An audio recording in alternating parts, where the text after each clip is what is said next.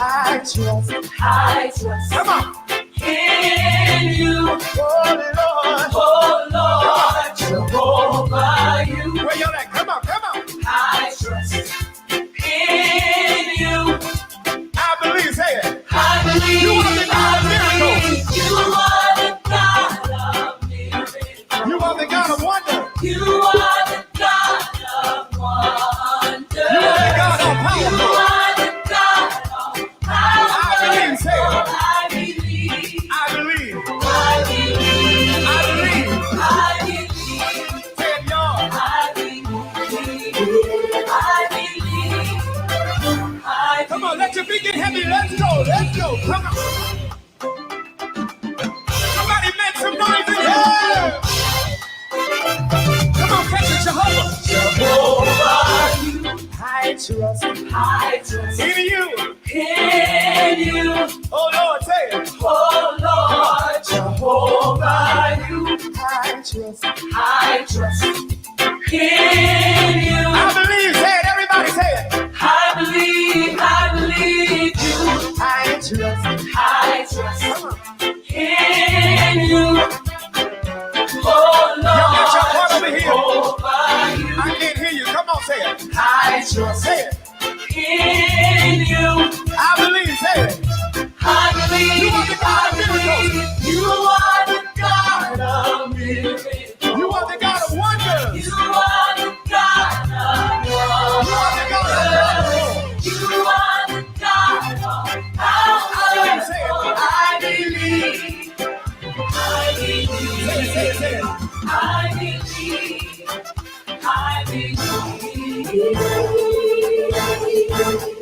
I believe. I believe. Now everybody get radical for 30 seconds. Come on. To the devil's head. Come on. Come on. Come on. John.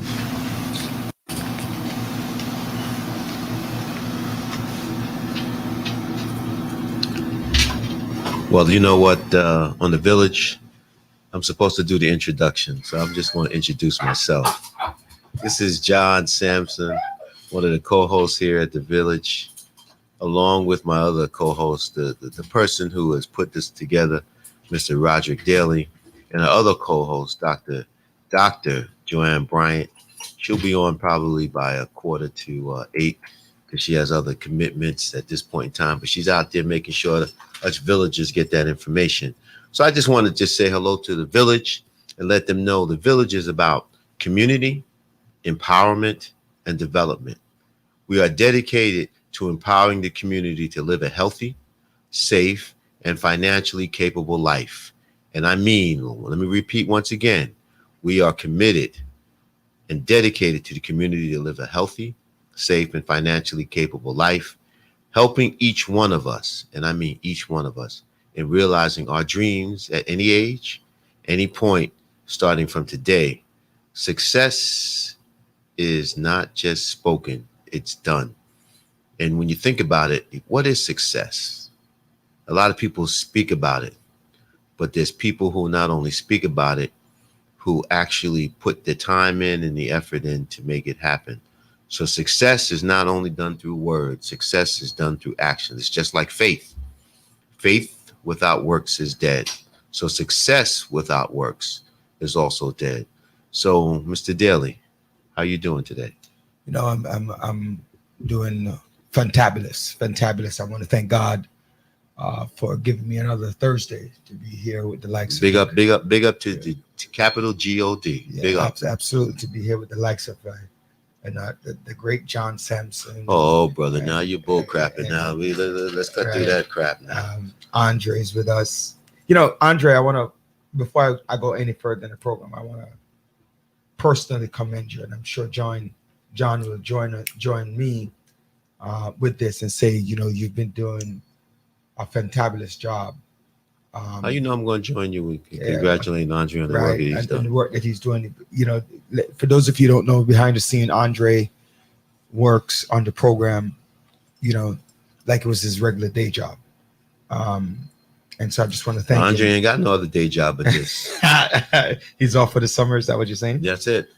You know, He's one of our educators who who are, you know what, come September, we'll be at ground zero, making sure that our kids are back in the classrooms with their mask on and educating them. So, Andre, we want to salute you for the job you have been doing, not here on the radio, but on the job you do in the classroom. All right, Andre, John is bigger than both of us, but we're gonna hold him down together and just beat the living daylights out of him, right? So again, ladies and gentlemen, thank you. That is called harassment. Is that what it's called? Yeah, and just remember what happened to Governor Cuomo. We haven't seen what Cuomo got in trouble for, but we'll talk about that later. That's sexual harassment. So I didn't say hold you down and feel you up. I said hold you come down. on, man. Come on, man. Why you had to even go Kumbaya, man. Let's get it right. Let's get it right, villagers. You hear this, village? Get it right. You hear this, villagers? Like, Andrew, I think he's like, you said before, the AC, I think, is the fan, not the AC that's on. It is AC because it's fanning. Feels like it is. It feels like outside in here. Yeah, ladies and gentlemen, there's so much that we have to talk about today, and know that today, every day. What do you call it? Style Free Fridays. What do you call it? Freestyle Thursdays. Freestyle Thursdays. Will be, a lot of what the conversation is about. What it is that you want to discuss. I got some input back from some of you guys out there about what you want to hear more about. And so we're going to talk about that. There are a couple of things that definitely on topic, John. We know about the Cuomo. That's a big deal. What happened to Cuomo? No, I'm just summarizing for a minute. And then you tell me what happened to Cuomo all you want, because you're leading on that. You're an advocate for his dethroning. I'm not an advocate for his dethrone. And then we have like the Delta variant is kicking up rumpus. What's going on in Florida? Correct. Yes. We have California. The state of California has just issued a mandate that says all teachers need to be vaccinated. So I need to follow up with that. We lost a Domino legend this morning in the Sundance skid, O'Neil Duffus. I think the vaccinated are tested weekly. Right. And so that's we're gonna have some people coming and calling in on that. Wow, they're calling already. Wow. So we have those things that we need to deal with as well. So how do we want to start? What do you want to start with? First of all, I just want to start with let's talk a little bit about the Delta variant and the whole politicalization of masks and these mandates. What's interesting to me is, I think I spoke to it on the last show, that we have a call to Karen. Karen's coming in. Hold on, Karen. We want to be on here. All right. Let's see. I gotta hang it up. Hold. You can hang up. You can put it on. Oh, Karen, go ahead. Talk to us live right here in the village. How you doing? Did she get cut off? Yeah, I think she got cut off. Well, Karen got cut off. Karen, can you please call back so we can just deal with your issues? I think what we should start with, we talk about the Delta variant and the impact that it's really having on the communities and the uptick. And a lot of the uptick is dealing with respect to a lot of those who have not been vaccinated for whatever reason. But it all boils down to the politicalization of being vaccinated. And what really bothers me is that when I listen to a lot of these conservative shows and these conservative commentators, they talk about these mandates. They talk about the freedom of people being able to choose whether or not they want to allow their child to wear a mask or not. However, when it comes to the freedom of choice to determine whether a woman should have an abortion or not, at that point in time, they have no problem giving a mandate, exercising a law to preventing women from exercising their due rights. You can't have it both ways. John, one of the red states, for those of you not really big on politics, there's red and there's blue. So red is considered Republican, blue's Democrat, right? So what's the color purple mean? Pancreatic cancer. So it's kind of like tough, right? Okay. Yeah, yeah. I'm telling ladies and gentlemen, if I was a little bit bigger and a little stronger, John and I would be fighting, right? But then, just to go back to what John was saying about, the for giving you these mandates and saying you don't have the right for pro-choice, right? You have to be pro-life and not pro-choice. In Alabama and Virginia, Right. Virginia is not so much red as it is yellow, right? We're Right. gonna call it yellow, Yeah. because it's voted Democratic for the last 3 straight elections. Okay. I remember both for Barack Obama and for Joe Biden. Right. But Alabama has been a red state for ever since I've been involved in politics. Correct. Now they're saying vaccine or $750 because the government is no longer paying for them to do COVID exams. So if you don't believe in COVID, why are you forcing people to pay to get vaccinated or pay for the fact that you get tested and you have to be tested every week, once a week? It should be free. It should be. No. It shouldn't be free. You shouldn't do anything. It should be laissez-faire. Of course, but this is the hypocrisy that goes on. Yeah, that's the This is hypocrisy you're talking about. the constant hypocrisy, and we don't call them out for it. You know, there hasn't anyone been able to Ron DeSantis, Governor DeSantis, call him by his correct title. What's going on in Florida? Now And then everybody talks about, well, the death rate is not high. It's just, this Delta variant is highly contagious and deadly. deadly contagious. Let me talk to you personally about a friend of mine. Andre, can you just charge us? Mm-hmm. My daughter's godfather. He was vehemently opposed to taking the vaccine. Vehement. We used to get into arguments about it. And just 2 weeks ago, he told me about a friend of his who's in Florida. While traveling from one county to another county, he wasn't feeling sick. Eventually went to the hospital. Come to find out, he contracted COVID. His friend was also an anti-vaxxer. So contracted COVID. Just spoke to him this week. And he told me that his friend now has been put on a ventilator, and the family has been called to talk about giving him last rites. And it took that situation for my daughter's godfather to get his first shot of the Pfizer vaccine on Tuesday. It came as a result of one of his close friends contracting the virus who was not vaccinated at all. So you hear a lot of these stories. You hear a lot of these stories. My boy from college right now, he called me today, and he was an anti-vaxxer too. Mm-hmm. And he called me today, my good friend, somebody I looked up to when I was college, a couple years ago. He was 93, I was 95. Mm-hmm. And he called me today. He says, "Yo, I'm telling everybody, let's go get the vaccine." He has to be quarantined, right? He's quarantined because his wife and daughter, they got the vaccine. Mm-hmm. I mean, not the vaccine, the virus, and he's scared because he's absolutely scared, and he's a healthy dude. He's like, and so he's like getting ready to take his first shot tomorrow. Right. But these are, like you're saying, they're individual. I'm in a group right now. I wish I could show you the text.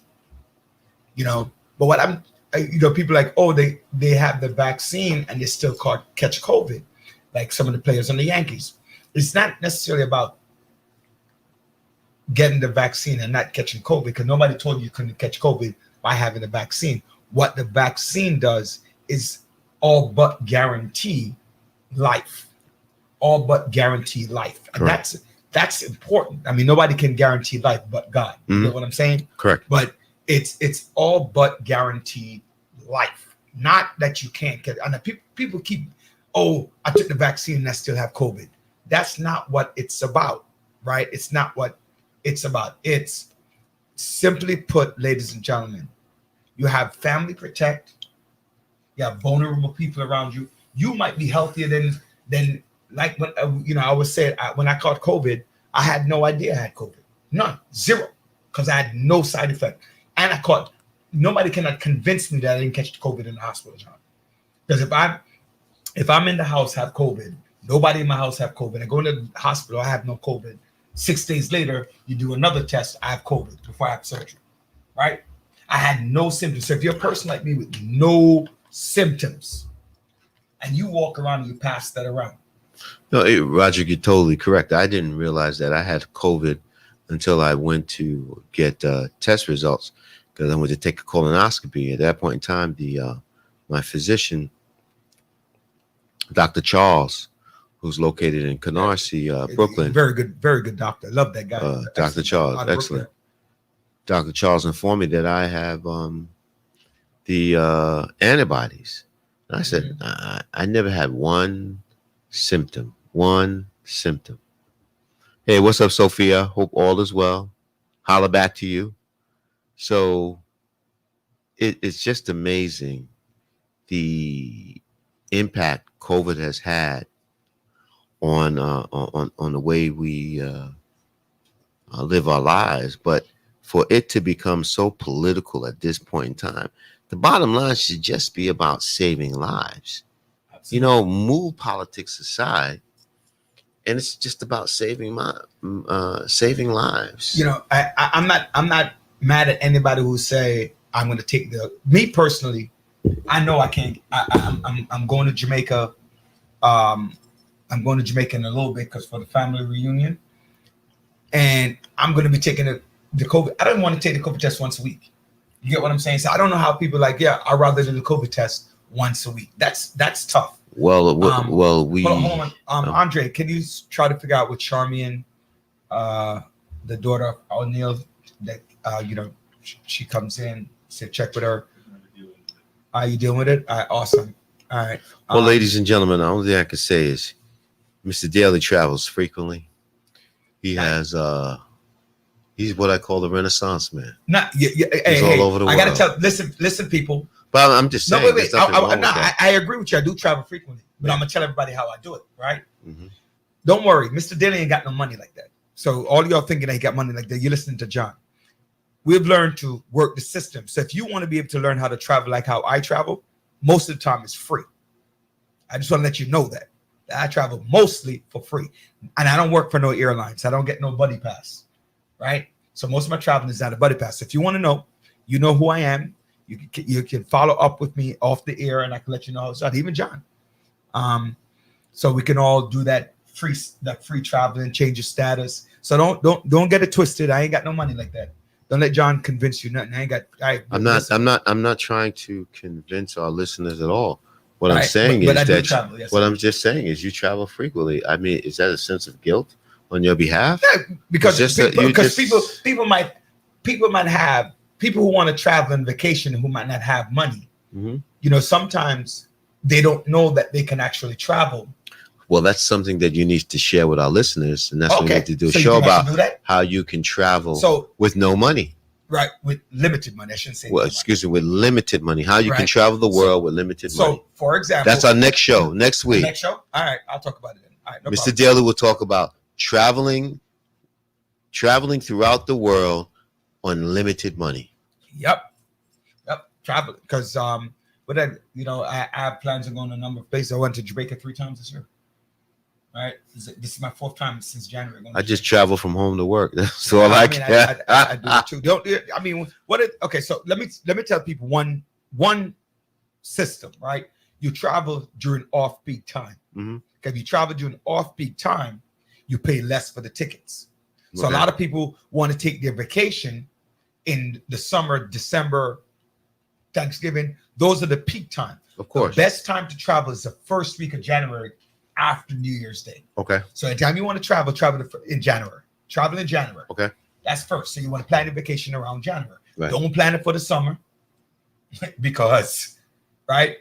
Or you plan 6 months or so. Buy your plane tickets at nights. You hear that, listeners? Listen. Right. You buy your plane and you do incognito when you search for your plane ticket. Do not surf for plane ticket on your open computer. Open up a incognito window, right? And search for your plane ticket. So I'm gonna give you a good example of what I'm talking about. I was buying a ticket for my mom to come up to New York, right? Good old mom. Mom, how you doing, mom? You know, right? So I was buying a ticket for. Yes, Simone. You right? No problem, Simone. We could talk about it, right? So I was buying a ticket for my mom. So I was on Spirit. I called up. I did the thing online, but I forgot to go incognito. Okay. Right. The one way to come to New York was $37. Okay. One way to come to New York, $37. To go back down was $106. So round trip for my mother to come to New York was $145. Okay. My mother's come to New York. All she needs is just her book bag because she has I'll talk to you about that, Simone, in a minute, right? So by the time I went back and checked the flight again, the same flight, because I forgot to go incognito. The same flight went from 37 to 52. So went up $15, just double checking because I was booking. And when I tried to book it, there was a problem. I did something stupid with the credit card. Okay. So I didn't do that, right? And then I did the same stupid thing again. That same ticket that was 37. The third time I tried it was at $82. So within an hour, it went from $37 to $82, right? So whatever that number come out, 50, 45, whatever the number is, right? But then I went back and I called the airline and they gave it to me back for 57. So that means the price didn't really change because nobody has booked it. So that's that's the way to use that. So even if you're not getting the amount of money that I'm talking about initially, there are other ways around to get low cost, right? You travel less. I mean, you travel with less things. Don't try to pack a barrel when you're traveling. And one thing I also learned too by traveling is if you travel, it's more costly to do a carry-on than a check bag. Really? Yeah. Didn't know that. So it costs you more money to check the bag to carry it on. And the carry-on is heavier. Right. I mean, it depends. Nah, that's what Spirit. I'm telling you. Oh, it's Spirit. I'm telling you, it was like. When I go with Delta, they're not. Well, Delta don't charge you for carry-on, but the plane ticket is greater. Like there's certain airlines that you will take only because, let's say, I'm going to Florida. I'm going to hang out with our uncle. I'm just bringing a carry-on, right? You take the cheap airline, Frontier, JetBlue, Spirit, because they charge you for it. They nickel and dime you. You go to Jamaica, you're not taking none of those because they charge for your Pampers for the kids. You know what I'm saying? I'm exaggerating, but that's the point. So, we went off track a little bit, but let's go back to, we were talking about the Delta variant, Andre. So let's pull up some numbers, right? Where are we? Let's minimize this screen and go back to the numbers in the Delta variant. All right, let me lower this so we all can get it. So Florida, John, their numbers now, when I was listening in last week, was greater than it was any point last year. Just to make a point of reference, Florida's has been objecting to the numbers. Florida has been objecting to those numbers that the CDC, they believe that the CDC has been overcounting. And so they're trying to basically say it's political too, with the overcounting of their numbers. Yeah, but the question becomes, what, like I'm 100%. Me personally don't agree with the numbers. Right. That's me personally, and the reason why I can't agree with the numbers because it's a global approximation, right? I'll get it, right? Good afternoon, caller. You're live. Yes, good afternoon. This is Karen Gordon. Hey, Secretary of KG. the USA Domino Association. Hi, Rudy. How you doing? Welcome to the village. Thank you. You're just calling in, or you were calling in about a comment? Yes, just to make a comment about Sundance kids passing today. All right. So before you do that, let me just say this. We were talking about the vaccine, but we're going to segue a little bit to what's happening. I remember I did inform our listeners that early on that we lost a great domino player, a world renowned in the domino world player this morning. O'Neill Duffus. But in the Domino arena, he's known as The Great the Sundance Kid. the Great Sundance Kid. And so Yeah. KG is calling in. KG, can you please hold this? Somebody is calling in. Caller, you live? Yes, Roger. Brother Paul here. Yes. Good afternoon. Yes, good afternoon. I'm sorry. This is who? Brother Paul. Oh, Brother Paul. How you doing, Brother Paul? Brother Paul, can you please hold? Please hold. Yes. Yes. Go ahead, KG. So KG, tell us about the Sundance tell us a Kid. little bit about Sundance Kid. All right, so I came in contact with Sundance Kid from 2002 whilst I was living in Jamaica. At that time, I used to contribute in the Domino arena by scoring. So I went to a game in Linstead in Jamaica one Sunday afternoon, and Sundance Kid's partner did not show up. And he said to me, "This lovely lady, you're always messing up your fingers with the chalk." Wait. I know you. Which part are you lovely? Kumbaya, I man. said that as a compliment, Rudy. Anyways, Yeah. yes. So he asked if I could be his partner. I was like shaking because I heard about this very great player.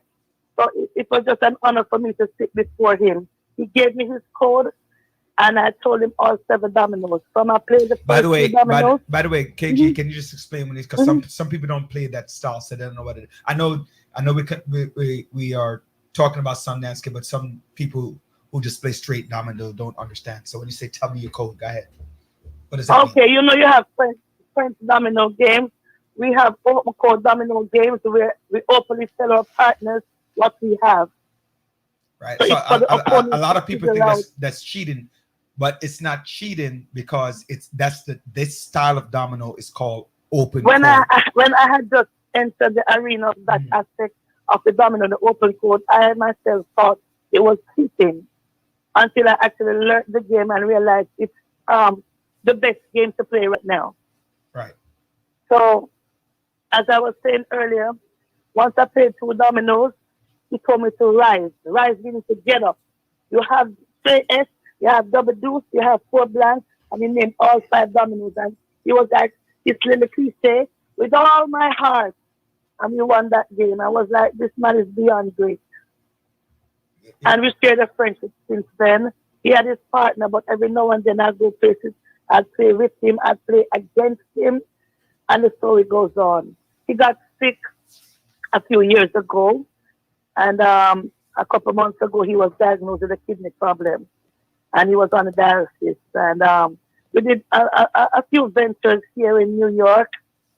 Some was done in Jamaica too, fundraisers, and even on September, the weekend of Labor Day, September 3rd to 6th, we were planning the New York versus Florida rivalry. We were planning a 21 shootout where 2 opponents, 2 guys opposed each other, and whatever the stake was, we would have donated it as a fundraiser for a kid.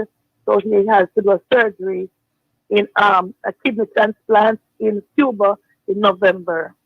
But sadly, that did not materialize as he left us today. Yeah, Henry Kennedy wrote, "I'm befuddled at this person who's a bona fide superstar, yet so humble, humility personified." E. Ross, also Henry Kennedy, those of you in the domino world, that's we call him Froggy. E. Ross wrote, can you pull up E. Ross's comment, Wayne Edwards? He also made a couple.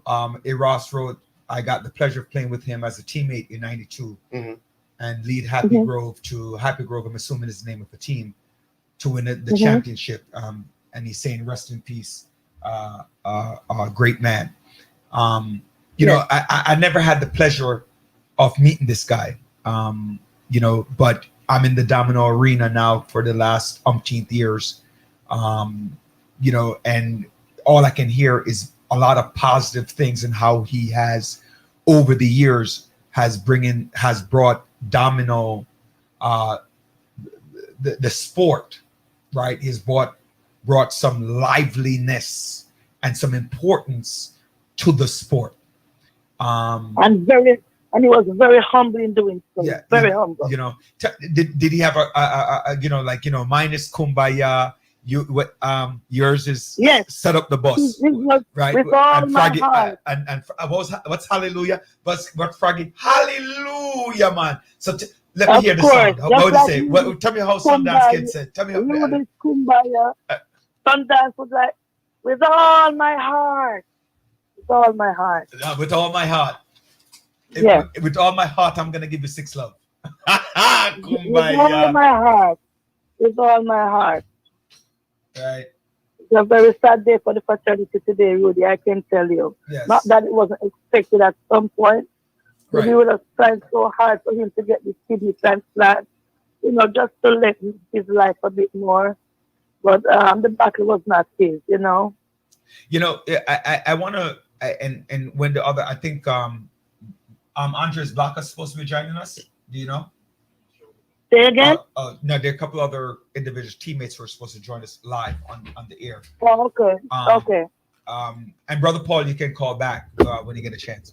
But I know that they were doing some things to help with him, and I know that there was a couple of videos. I don't know if we're going to pull up some of those videos with him in a little bit, where he said he was playing Jamaica versus United States, and he led on his score sheet by 53. You know how hard it is to beat somebody at 53 in a domino game? First of all, the match is only up to 200. Mm-hmm. That's an individual score. Score. But is generally speaking, there are either 5 tables, John, or 6 tables at the match. Right. Mm-hmm. Right. Mm-hmm. And so if you take that and you divide, what is it? Let's do 5, because generally it's 5. So let's do 5 divided by 200. That's 40. So one man at his table is leading by 53. That means that everybody else can sit around and watch. Wow.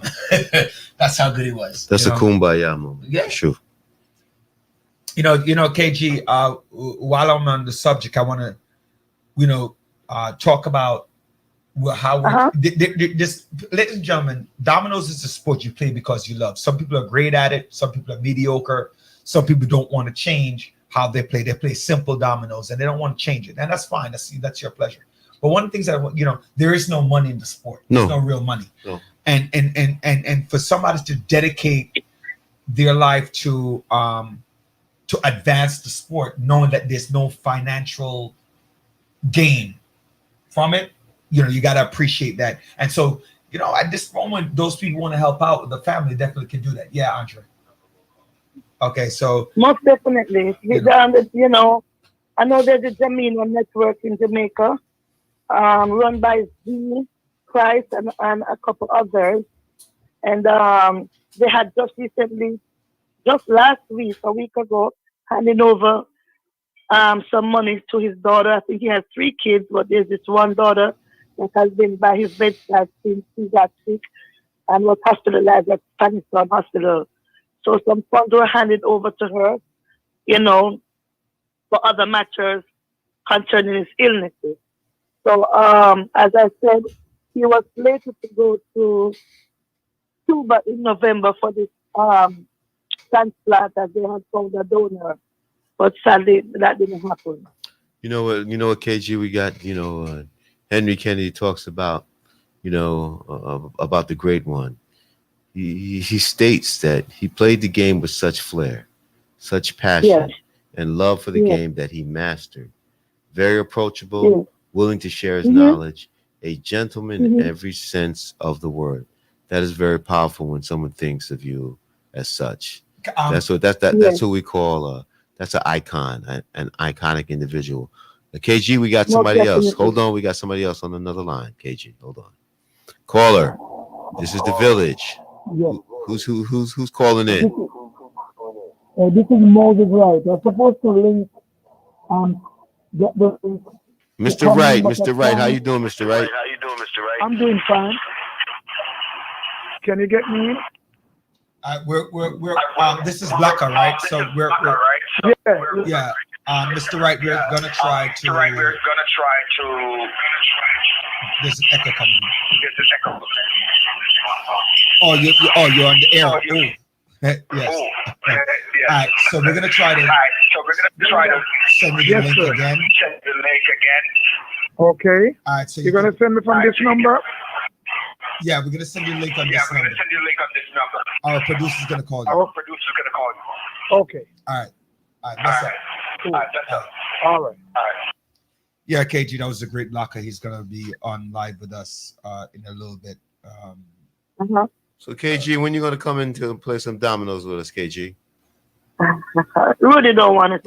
Rudy don't want that. Rudy don't don't. want it. Hold on. Rudy don't fear no girl. Rudy don't fear. All right. And just a quick one. Might I add a contingent of about 60 of us went to Jamaica in 2018. And we toured a couple domino clubs and played. And what happened is that Rudy knows my better half, Dan is aka John Wayne. No, you're the better half. Don't stop that. You're the better half. Your other half. And John Wayne, Sundance is John Wayne's God. You can't say nothing bad about I know. Sundance. Yes, I do know that. And we were in Jamaica in 2018 of May, I think, or July. Yes. July. It was July. Yeah. And July, and we were by Andrew's place, another great legend in the sport. And my partner and I, Rankin and I, were playing. When we sat to the table, who I saw coming over, Sundance, I was shaking, and I'm just a holder. Uh-huh. I was literally shaking. And I was like, oh, gee, why they have to send you here? Why they have to send you here? He was like, oh, it's a man case.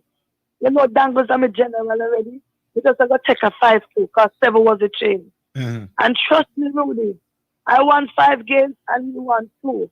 And there were games, we could have easily got 6-1 or 7-0. Even though I was playing with a great ranking. Yeah, but you know, Kay, in respects to you though, if the great Sundance Kid, would you agree, John, that he decided to come to your table, that's a credit to you and ranking. Think about that for a minute.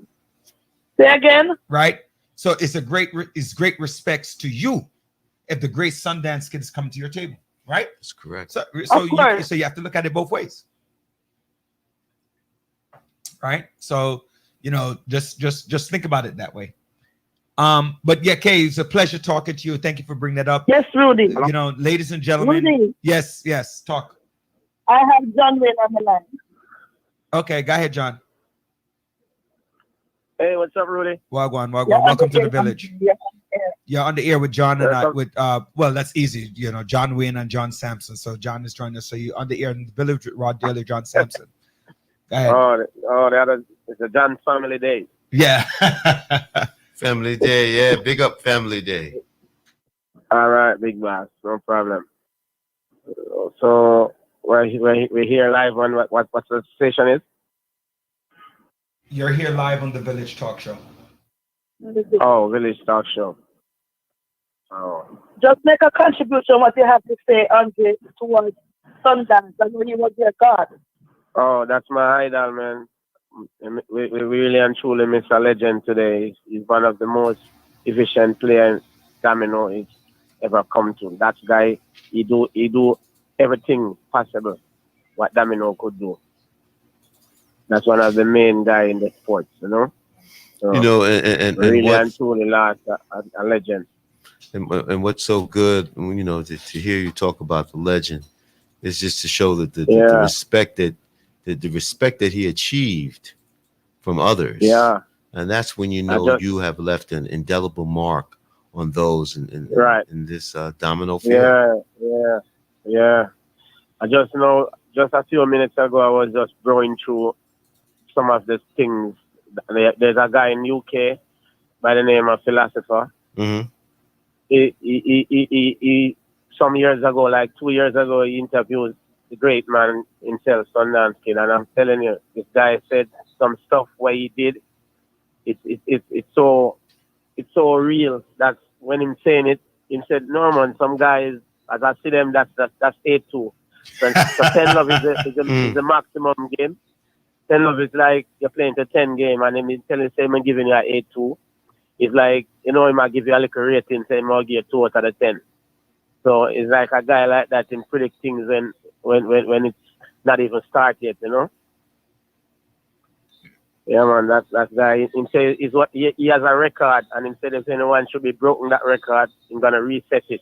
Just like the cricket thing with Brian Lara, a great batsman with some record score. That guy said in take out into a 300 points of domino, he alone took 53 games. And you 6 table you're playing with. And him alone took 53, leading by 53 for an entire day of 300 points of domino. So that was like, a real hero to the sport. What's amazing is that when I'm listening to you talk about it, and you hear such respect and reverence that you have for this individual. It's just it's truly amazing. When we talk about putting a legacy together, he has put his legacy together, and it's continuing to manifesting itself through you and KG. Right. Yeah, that guy inspired me a lot, man. Dangles. I'm hearing about this guy. I personally am inspired. And KG. Yeah. I think that what you guys were planning on doing, I think maybe should think about starting a little foundation or some kind of honoring in his name, a little foundation to say continue his legacy around in the Domino diaspora, the Domino fraternity as well. I'm going to be talking with a few of them. That most of it has to be a collaborative effort. Yeah. We just don't want to do something on our own. We want to combine USA, UK, Jamaica, and all hands on deck for this event. I agree. All right. Thank you, callers. We have a call coming in. Thank you. We have another call coming in. All right. Hold on. This is the Village. Yes, good night. Good night. Who's calling? Yes. This is Toyan from the Domino community. Toya from the Domino community. Another brethren. Toyan. How you doing, Toyan? This is I'm good. This is John along with Rudy. Yes, Rudy know me good. Rudy know everyone. Yeah, I play dominoes, man. What do you want? Rudy know everyone. Welcome to the Village, Toyan. Yeah, man. Big respect. Yeah, man. All the time. Yes, I just want to make a couple comments on Sundance Kid. Because, he was my former teammate. And I know him from about 1987 when he just started with Ladies. What's Ladies? Ladies is a team. Ladies was a team. Okay. And then, he played for Double B. Mm-hmm. And then he played for Happy Grove. Then he came to Toyan. Listen, a lot. As you're explaining this, a lot of the audience, they're not Domino players, so that's why So tell us a little bit about these teams. They're located where in Jamaica? Where are they? Yes, these teams were mostly in Kingston. Okay. Kingston, and Eagleview was from Old Britain, in St. Catherine, Portmore. Mm-hmm. We were teammates on Eagleview. And we were teammates on the great St. Joseph team of the 90s. He was a fabulous player. When he was in the ring with him, he would just give you the vibes to play domino because he was full of vibes. So let me hear his call sign. Mine is Kumbaya, man. What was it? I heard a little bit. What was it? What did KG say it was? So what was his call sign when he went in? Said that table win. Well, he would flick up out of the seat right away. Uh-huh. And sometimes he would say philosopher, or he would say something. Uh-huh. But I know he would jump off the seat right away. And get up. Yeah. Was he one of those beat the table guys when we see the WhatsApp videos coming? Yes. And just mash up the table. He would beat the table. Yeah, at the end when he win, he would beat the table. Yes. He was a fabulous player. Ladies and gentlemen, for those of you who see those little highlighted videos going around with the Jamaican people going crazy beating the table, that's what we're talking about. Like you mash up the table. Yes. Like at the end, you're surprised that the table still standing. How them beat it? I see him say used to go on. Right? Yeah. So we played even 2003 when I went back to Jamaica. We won the championship with Eagle View, and he was a part of the team too. Right. Yeah. So he I guess he developed his skill very good back after the 2000 era. The 2000 came in because that's the time when I left Jamaica, and all I can hear they talk about was Sundance Kid. Sundance Kid is the legend. Yeah. He's the legend. Yeah. Yes. We got to big him up. Yeah. Big him up. And I think Yeah, the best man. way Great. to do that is making sure we work with you guys to create a scholarship or something to just show you that through Domino's it breeds nothing but success. We have Michelle Cooper, Toyin, and she wants to send the condolences from the Lynx United Domino Club to the kid, family, and friends. R.I.P. brother. And that's what when you can get messages from all over the world from people, it just shows you that this man was not only a person to be reckoned with when playing dominoes, but most of all the respect of others. Yeah. And I want to give you a quick story. I want to give you a give me a quick nice story. quick story. Go ahead. Well, you see, when Sundance Kid was the first player was in line to come to United States, when we got the opportunity. He was the first guy, but some little thing happened, and he said he wasn't coming. He was going to London. So, the guys seek we out because, we were good players during that time. So they seek we out, and that was our opportunity to come to the United States. But he was the first man in line at that present time. So he chose to go to England, or he stayed in Jamaica? He said he was going to England, but he never went.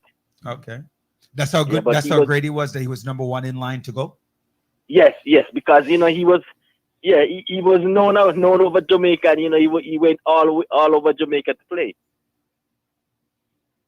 So we got to definitely, we got to find someone like that, Toyan. Yes. Just know that you're no slouch yourself. So, some guy, a couple of years ago, John, there was I played for the U.S. Domino team, and so does Toyan. We went to England a couple years ago to mash up England, right? And what happened? They mash you up? Mash up what? You're mad. You're mad with the great Toyan, the great Earl, the Phenom. No, man, you're mad, man. You're mad. No, but I'm just saying. So. I mean, so Toyin, tell us what happened, man. Did you mash them up or what happened? We beat England. We destroyed England. One night they turned off the lights on us. They were up by a little bit. They turned off the light. We drove for like 3.5 to 4 hours north. Right? I don't even remember the city that we went to, Toyin. I don't even know if you remember the city that we went to. It was Wolverhampton. Right. So we went all the way up to go play them. And they were up by like about 10 or 15. I don't remember what the score was. And then when they realized that the great Tyan, the great Earl, the Phenom, the great John Snipes sit on the table, my youth, and the score we call it cut score. So like if you're playing basketball, it's the fourth quarter, and your team is up by 20. Right. Now all of a sudden you're up only by 5, right? And you realize that the momentum has shift. Right. Yeah. They just turn off the lights. Oh, okay. Yeah. And they just turn off the light. So for the great Toyan, to sit there and tell you, right, to tell you that this man was great, for him to tell you that he was great. Yes, because me and him go far. Me and him, maybe me one of the person in America will go far with him. Know him for a long period of time. Yeah, Toyan, we have the great Moses Wright, who's joining us right now, also known as Blacker. Yeah, man. Actually, that's my idol. Yeah, so he's right. He's live on screen. Blacker, Mr. Wright, I can't hear you. Yes, man. You hear me now? Yes, I can hear you now. You got to sit still though. You got to stand still. You're moving around. Okay. Right. So I'm on the call right now with Mr. Toyan, the great Toyan. Hey, Toyan. Yeah, giving you some respect, say that you're great, and we're just dedicating a part of the show out of respect for the great Mr. Sundance Kid. Right. In peace today. Go ahead. So go ahead, Tyan. Finish up so we can bring Mr. Right on. Yeah, yeah, Blacker, when me coming at the sports back in about 1986, Blacker was the man, you know. Oh, The great Blacker, Blacker the was the man. man. Still is. Where Oh, everybody Blacker wanted still to, is, still is. well, everybody wanted to see him. As a youngster coming up and going to Guinness Gym and see how he played, he was marvelous. Yeah, Engelbert Campbell. Yes. Engelbert, what's your domino name? Because most people don't know. Toyan. Oh, that's you. No, not you, Yeah, Toyan. man, that's Kayan, man. Yes. Oh, never mind. I get it. That's me, man. Right? Yes. So we're saying, ladies and gentlemen, every country is known, most countries, right, is known for their great sports, right? So America is known for baseball, basketball, and football. You know, when it comes to soccer, they don't really make any money, but they are football, right? And then, what was I saying? And so Jamaica is known for cricket, dominoes, and track and field. Hey, don't forget about Guyana here. Guyana, by the way, the Guyanese can't play dominoes. I don't know what you're talking about. The Guyanese learn from the Jamaicans. I have no idea what you're talking about. Right? But you hear this, Toyan? That's it, huh? Right. Blacker, that's it, huh? Right. So share a story with us. I didn't say anything. Right. So Blacker, tell us a little bit. What did you hear some of what Toyan was saying? Yes, I hear a little. Yeah. So tell us. You want to share. I know you and Toyan and Sundance Kid played on the same team. Right. You can not at the same time. Not at the same time, but I played for Happy Grove one time. Well, my Happy Grove is really, I'm one of the original member of the team. I started out before most of the guys. So Tyan come along, then Kid come along at one time. Right?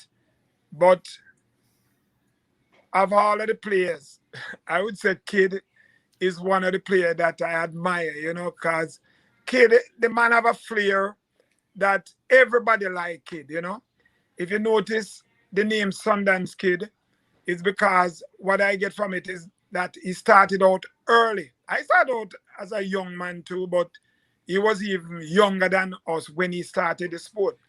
And from the moment he came into the sport, he was a dominant player until the last day of his life. Wow. I would have him among the legends of domino players, past and present. I appreciate one thing I want to tell. I want to thank everyone for joining us right here on the Village Talk Show. I am Roderick Daly, your host, with our co-host John Sampson. Just wanted to remind when you like Everett, I see your comment, but you also have to put your domino name as well.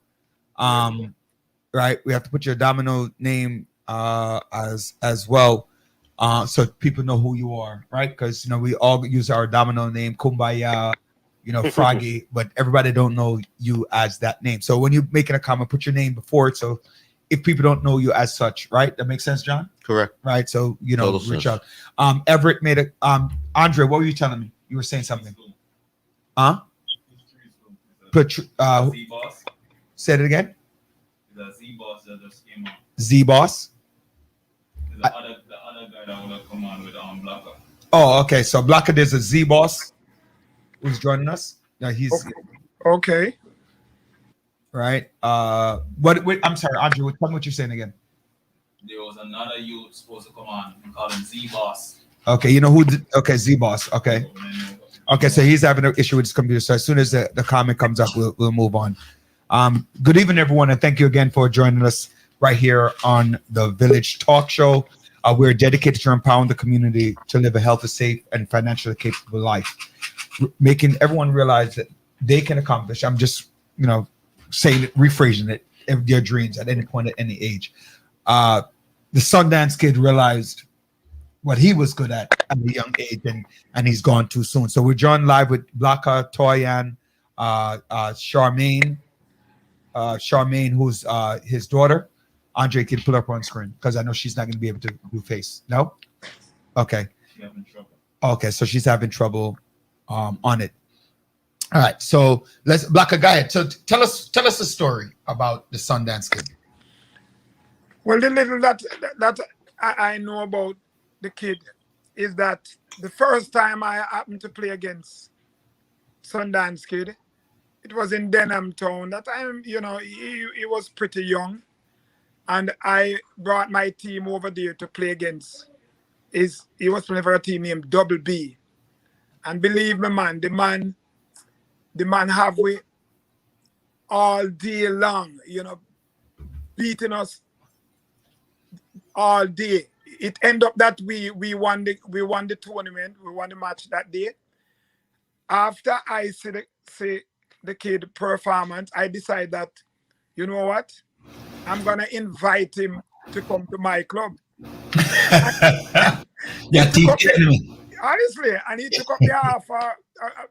I think about the following year, and joined with us, and he played with us for a couple of years.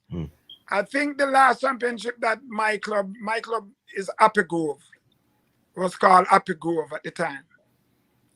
I think the last championship that we won was in 1992, and he was a part of it. He was a part of the championship. Yeah, the last. He played St. Joseph in the final. Yes, yeah, he played against St. Joseph with us, and we won the final that year. That was the last championship for the Happy Grove club. So he was there with us, and you know, like I said before, we lost a great player of the sports, and I can tell you that everybody that I come across always gravitate toward Sundance kid, because he gave us a lot of fun in the game, right? There was never a dull moment once he's in the game. So, you know, he will be sadly missed. I can say that. And just to jump in, Blacker. Yes. You remember when we had the Eat the Food side? Yeah. Yeah, Yes. that was St. Joseph team up, Yes. right? Yes, and we used to go all over Jamaica and play. beat all the teams. Yeah, we had was to quit because nobody would take us on after a while. You remember? Yes. Yes. Eat the food. I say you call it. Yeah, man. We play. Yes. Yeah, we used to play for money that time. You know, we put some money together, and you know, winner take it all. By the way, ladies and gentlemen, the food is actually really not real food. The food is money. The food is money. I'm going to take your money.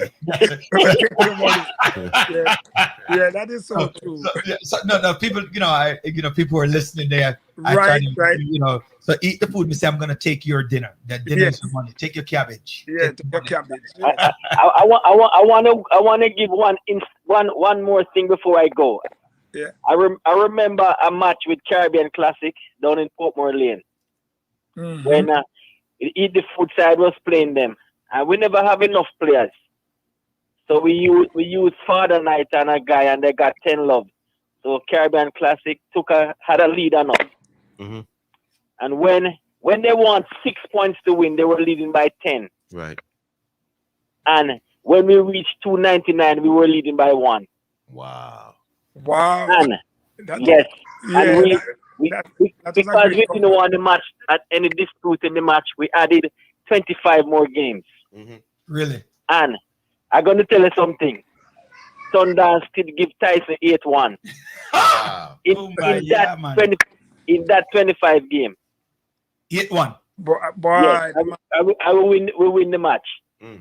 It just goes to show, you know. Yes, special. Wait. Hold on. I just realized what you just said. They're playing 25. So basically, instead of 300, it's 325. Right. Yes. And how many tables? 6 tables. 6 tables, and one man give 8-1 in the last 25. In the 25. In the 25. Yes. That means that they had a 5 table. If I'm doing my maths correctly. Right, so 25 minus 8. If I'm doing that's 17, right? Yes. So they had a 5 table, right? Yeah. Divided by 3. So I'll have to do 3 match each. No, sir. Yes. I saw him good. Yeah, man. Yeah. That good. Tyson was a fast player, you know. And he was one of the fastest players. And he one of was the a fast quickest. player too. Yeah, he's one of the quickest player, in that, like read the game so quick that he have a edge on most He was a players. fast player, you know. And he Tyson was was one of a the fast player. fastest players. And he was. So anyway, gentlemen, I'm gonna run now. It was nice speaking to you guys. Toyin, it was a pleasure, It was man. a pleasure. It was Yes. an honor for me to hear Yes. to listen to All the right, Ty, and see you soon. Yeah, man. Respect yourself, Blacker. All right, cool. So, just want to welcome our co-hostess, Dr. Joanne Bryant. Dr. Bryant, we're following through on the loss of a Domino legend. This morning, Sundance Kid, the great O'Neal Duffus. Joining us right here is Mr. Blacker. Yes, Known sir. as Yes, Blacker. sir. Because nobody knows him as Moses. By the way, Right. hold on, Blacker. Yeah. As I'm talking to you, Moses, the man that part the Red Sea, Moses, The same one. the same one. No, sir. Because when you play, when Blacker played Domino, John and Joanne, everybody just sit down and watch him. So if they might watch him, imagine what they're doing to Sundance Kid. If they might watch the great Blacker. No, sir. So you see the three, Tyan, Blacker, and Sundance Kid. It's like, I don't know how cricket work, but I would use basketball. Like the Brooklyn Nets. It's like Kyrie Irving, right? When they're healthy, so full healthy. James Harden. No, forget that. Let's go back to the mid 2010s with LeBron, Chris Bosh, and Dwayne Wade. When they won right? I saw them steal. Wow. That's why them say eat your food. Because where them I go, them I go eat your food. You see this, Dr. Bryant, welcome. Thank you for joining us. And good evening, and my condolences to you all, because I know how important Domino's is to our different countries. So, and when I see you all engage, especially Roderick, it's something serious. I try to stay away and stay in my lane, but I know there's amazing pride in what it is that you all do with the Dominoes and setting the legacy. When I was young, I tried it, but I have to stay in my lane. But big up to all of you all. Wait, hold on. Did you just say big up? No, sir. Hold, Doc. You had some weed or something? No, you just her moment. Don't worry. Big up. Don't worry. Dr. Brian, I have some Haitian brethren who they play some serious dominoes too. Oh, I know. But the whole Caribbean diaspora loves it. Go ahead, Doctor. Go ahead, Blacker. Tell us a little bit more. Give us a couple stories before we about the great Sundance Kid. Well, there's so much to talk about the kid that, to be honest with you, in the last probably 15 years, I've been playing domino in Jamaica, but I keep in touch with the guys and I hear the stories. It's similar to what Tyan just said. There are many matches that, his team get into problem. He have this attitude, like you would say at halftime. Let's say they are down by 20 points. You just go to his captain and say to his captain, we are down by 20. Don't worry about it. I'll take 18 out of it.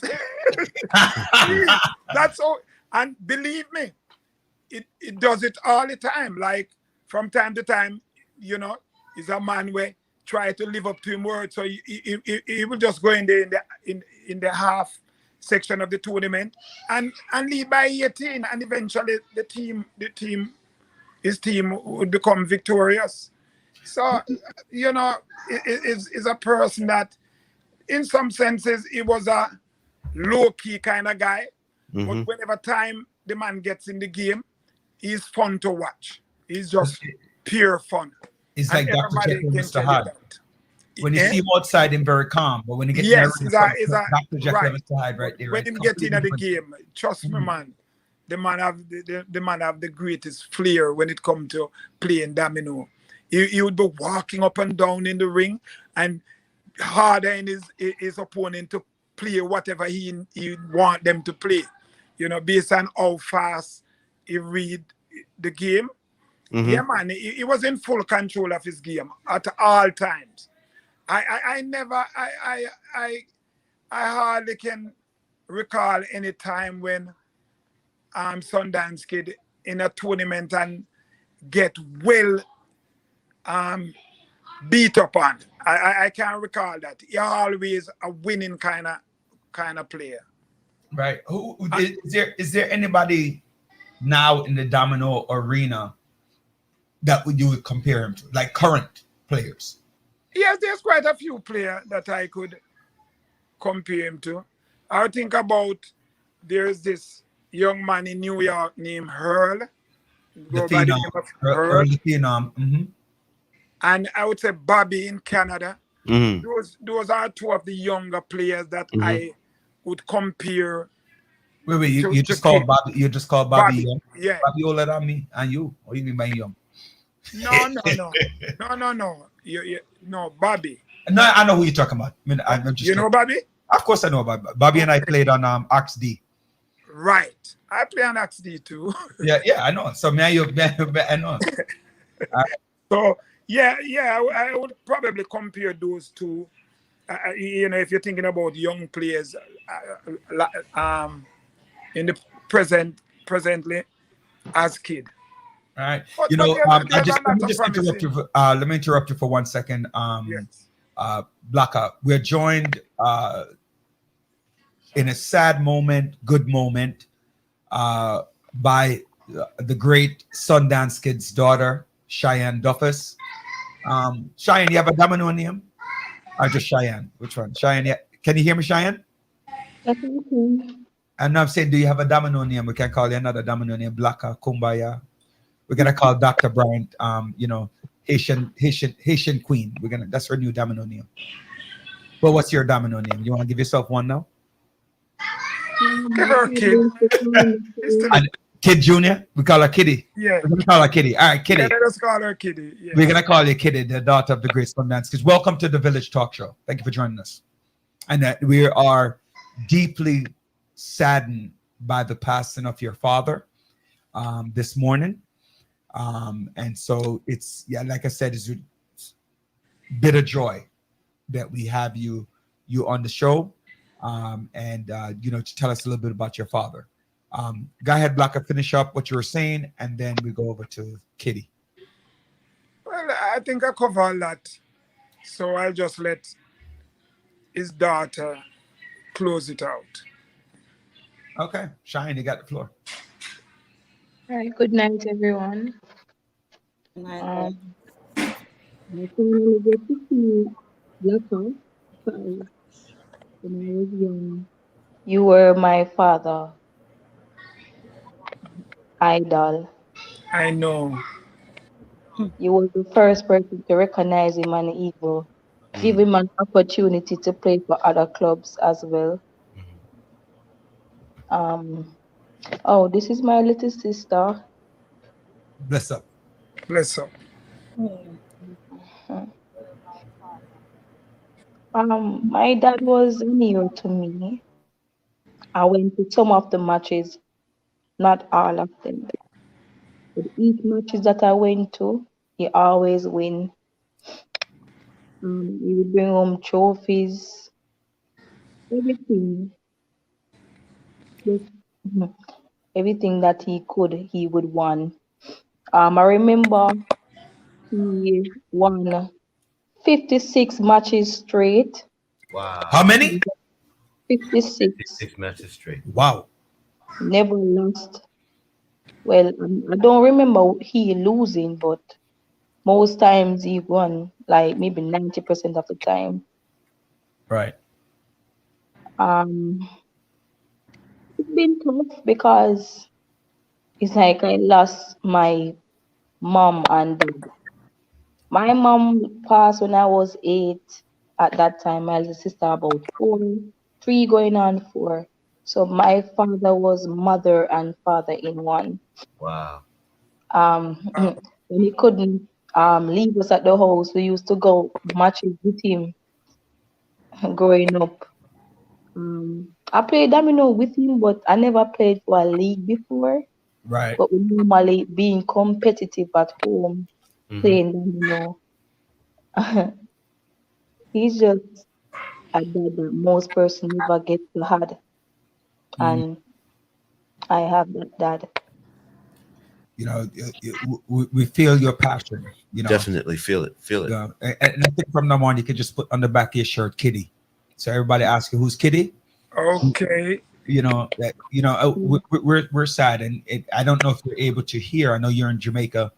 Some of the tributes that went out to the greatness of your of the great Sundance Kid, and you are also bringing that to light as well. You know, when we have a comment from George C. Williams. George, Sundance Kid is the best domino player I had played against. He played so fair and with so much vibe. Even when you're losing to him, you just want to play again. You want to play again him because he played with so much vibes. Rest in peace, kid. Your memory will always live on. You know, it's a testament, Diane, to who your father was and the impact that he had on others. And when they talk about legacy, his legacy truly will live on, especially tonight. So many tributes. And we are here for you. We're here for your family. And we know it's a very tough time, but we're here for you. And long live Sundance Kid. Yes, sir. I know, Kitty, that we were looking at. I know there was a GoFundMe to help with the kidney situation. Is that GoFundMe still up, Kitty? Can you hear me? Hearing you know. I was asking you. There was a GoFundMe to, and ladies and gentlemen, remember we had already said earlier that there really is no dominoes is a sport that you play, you're good at it, but you play for love. And I know we're doing some GoFundMe. So if you want to make a contribution, how would somebody make a contribution to the to you? Would they? Is it a GoFundMe? What is it that you guys are doing?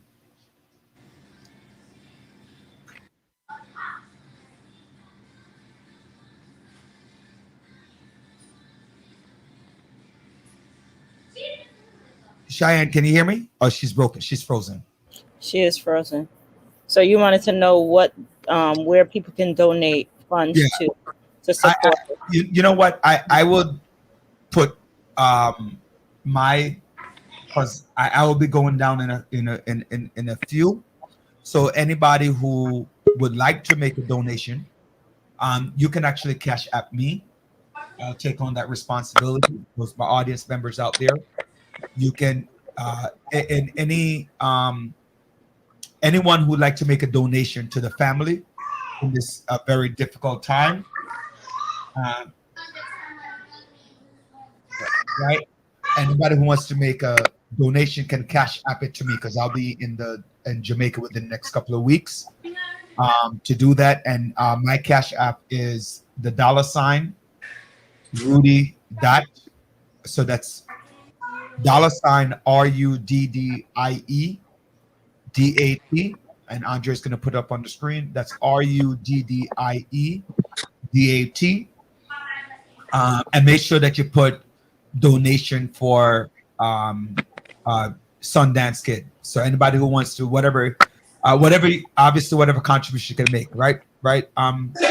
Kitty, whatever contribution to make. When we get to Jamaica, we'll connect, and I make sure that you get whatever they send me, including I will give a donation as well. Right. It's sad to, ladies and gentlemen, I mean, Kitty brought up some very good points. A lot of times people complain that fathers are lost, right? They don't want to take care of their kids. But here's a gentleman who I didn't even know that you lost your mom. So it's good that you brought that up because he took on the mother-father role. A lot of times people always talk about the mom taking on both roles, but it's great to know that your father did that. And you both of you are very young, so I perceive the challenges that are ahead of you. So I get it, and we're very proud. So what was when you played with your father? What was his call? What would you hear him say when he was winning? What did you hear? Tell us about that. Come again, the question. When he was winning a game and he rose because he's winning you're sitting at the table with him. What did he say? You remember anything he said? Or you want to talk about anything specific that a joyful memory? Go ahead. But make sure hold on, Kitty. I want you to rise. Right? I want you to rise and do just like your father. So don't just sit and smile. Yeah. You never sit and smile when am I winning up. So tell me now, go ahead, show us where the great Sundance kid. You're right. Yes, man. Go ahead. And after standing up, he would hold up his hand, raise it and knock on the table and said, Let me see the knock. Come on, let me see it.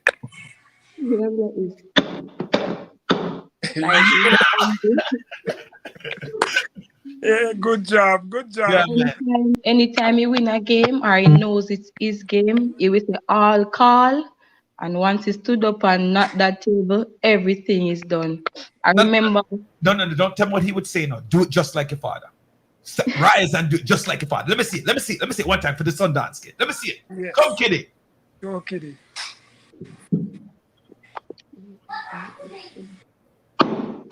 I'll call. How you mean? Goodbye, yeah, man. Yes. So Cheyenne, I want to remind you that even though your dad passed away, remember you come from legacy. His legacy will continue to live on because he was a winner and he motivated other people to actually strive for perfection. So that's big in itself. And that's in your blood.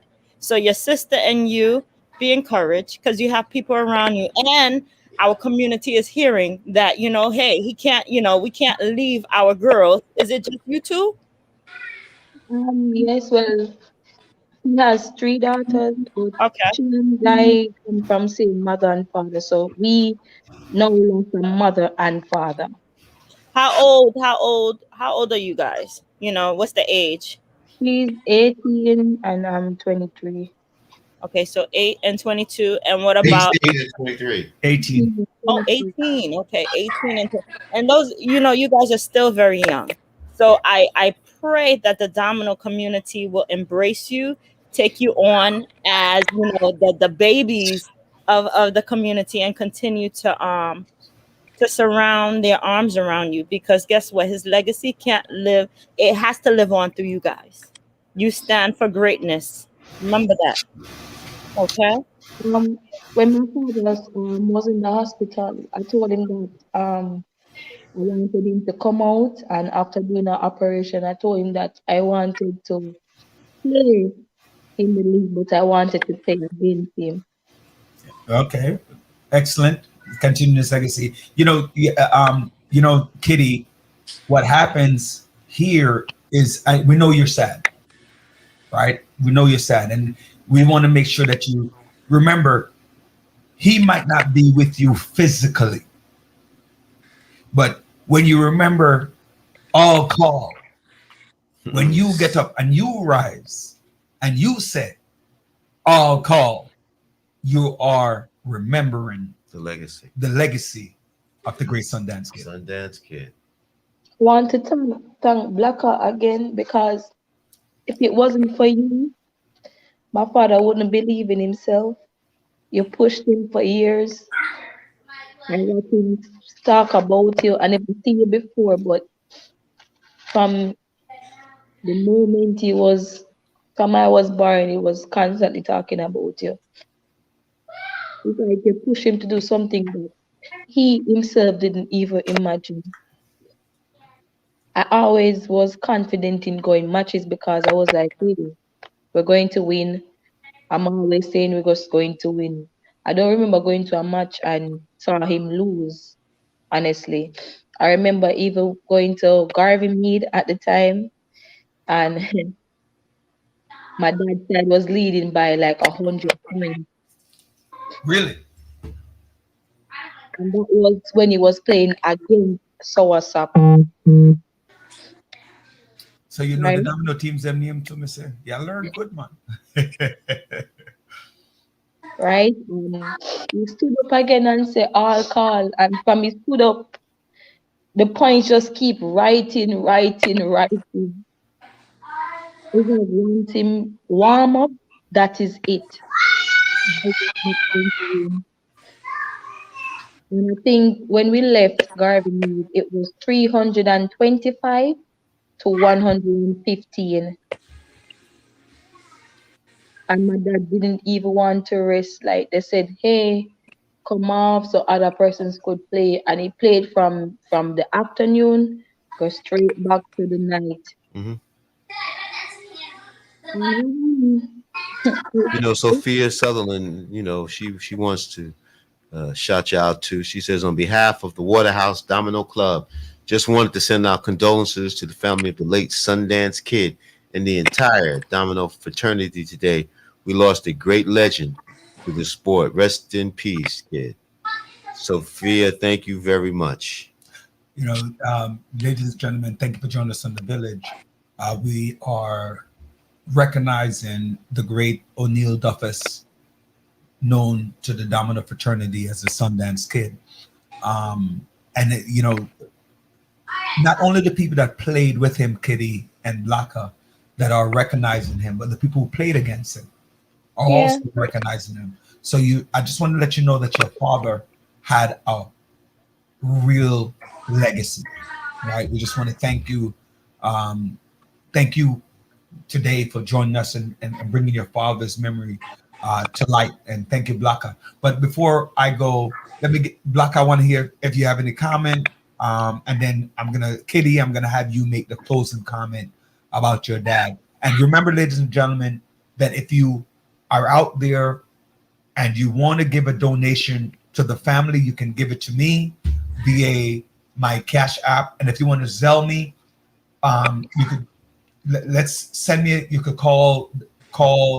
We could work on the Zelle as well. You reach anyone in the Domino fraternity out there, or you can contact me, and we will bring whatever it is that you donate when I get down to the Caribbean, to give it to Cheyenne. Her new name, Miss Kitty, right? So we're gonna give it to Miss Kitty out there in the Domino fraternity to help with the burial. I mean, she's only 23 and 18, so you know if you ever had to bury anyone, you know how costly it is. And Cheyenne, when I get off the air, give me a call, and we can we'll talk. All right, make sure that happens. Blacka, go ahead. Well, Cheyenne, Kitty, it's a sad day, but at the same time, you did well representing your dad. And all I can say, as of now, you, you, you're gonna have a new dad or somebody in your corner to help you, and I'm that person. So what I'm going to do, as of today, I'm going to get your number, and we'll keep in touch. Okay? So take care of yourself, and as I said, you know it's a sad day, but we'll get by. Okay? Okay. God All bless. right, I got you. You hear that, Kitty? You Yes, got I a new got mentor. you. All Right. right. And by the way, Kitty, Blacka is no slouch either. I All right. know. And Boy. you have the final words on your dad. Go ahead. Yes. And actually, your sister wants to say something. Does she want to say something before you finish up? About no? Okay, no problem. It's Go kind of ahead, rough Kitty. on me also, you know. Ah, oh God. Um, I've lost one of the best father there is.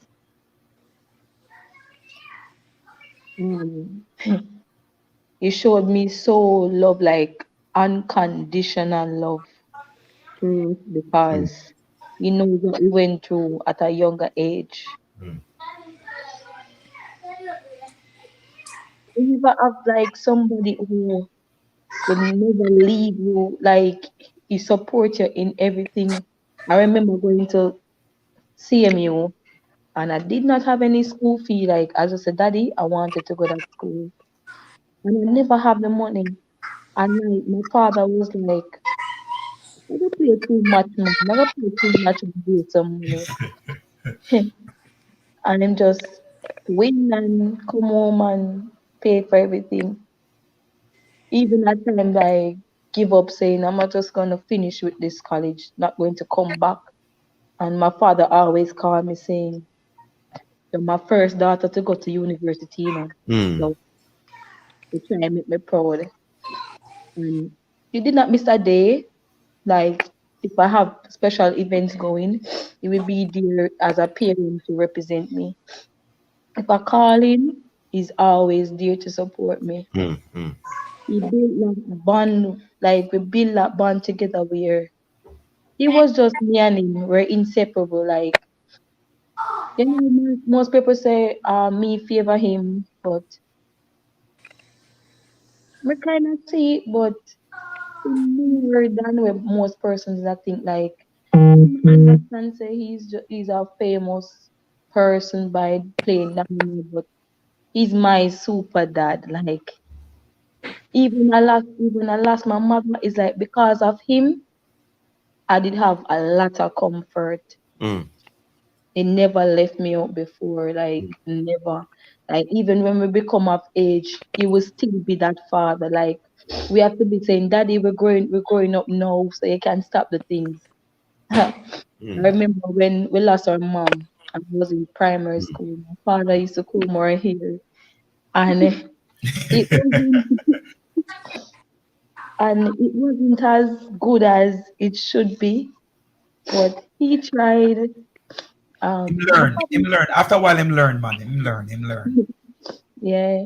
My father schooled me though because I was a slow learner, so my father used to print tests and Mm-hmm. have me do them. So my father teach me just he's just he's just different. Like, he's a super father. Like he done every single thing he could for us.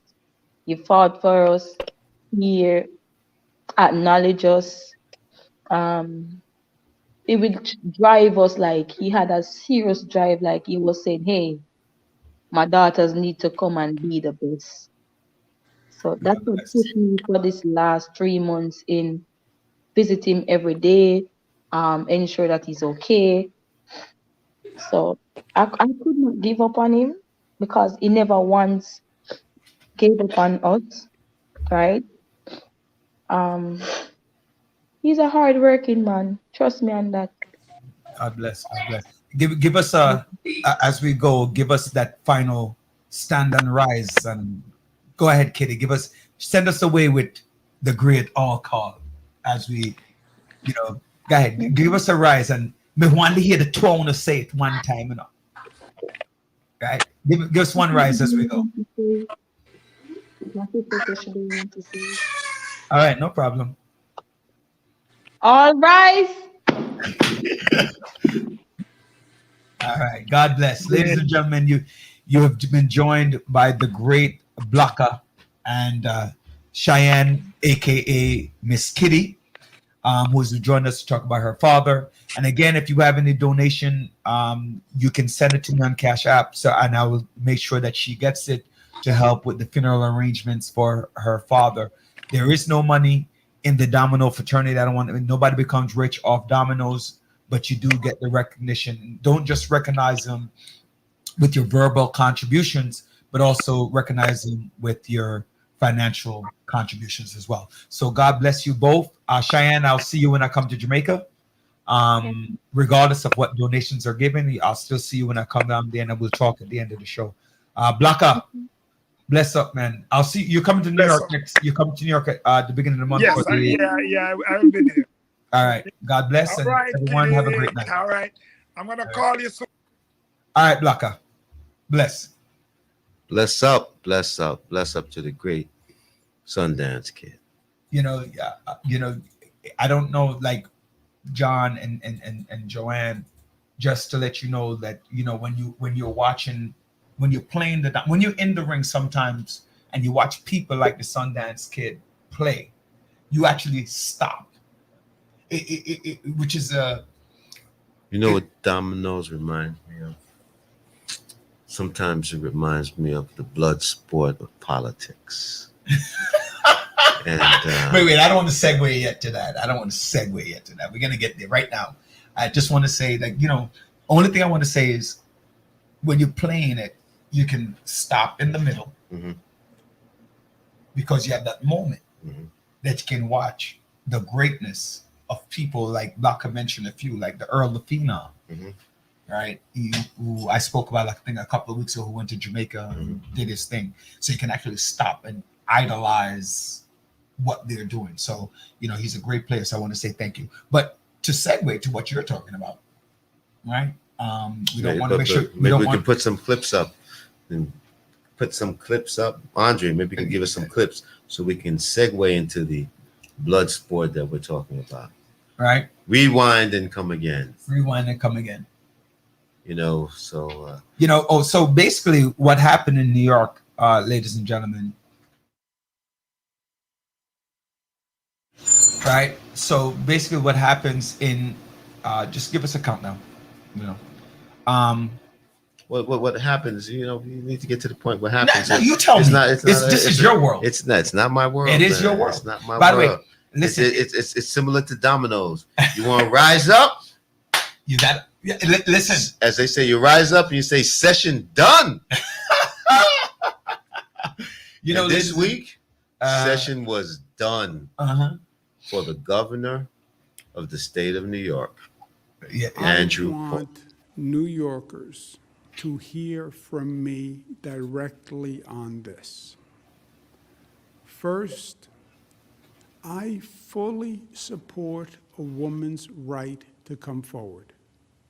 And I think it should be encouraged in every way. I now understand that I acted in a way that made people feel uncomfortable. It was unintentional, and I truly and deeply apologize for it.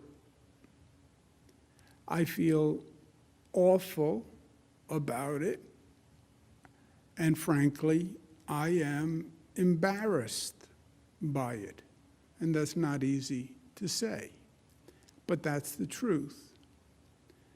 But this is what I want you to know, and I want you to know this from me directly. I never touched anyone inappropriately. I never touched anyone inappropriately. I never knew at the time that I was making anyone feel uncomfortable. I never knew at the time I was making anyone feel uncomfortable. And I certainly never, ever meant to offend anyone or hurt anyone or cause anyone any pain. That is the last thing I would ever want to do. I ask the people of this state to wait for the facts from the Attorney General's report before forming an opinion. Get the facts, please, before forming an opinion. I'm sorry. I'm sorry for whatever pain I caused anyone. I never intended it. And I will be the better for this experience. I'm not going to resign. I work for the people of the state of New York. They elected me, and I'm going to serve the people of the state of New York. And by the way, we have a full plate. We have COVID, we have recovery, we have rebuilding, we have a teetering New York City, we have a terrible financial picture, we have to do vaccines. So no, I'm going to do the job the people of the state elected me to do.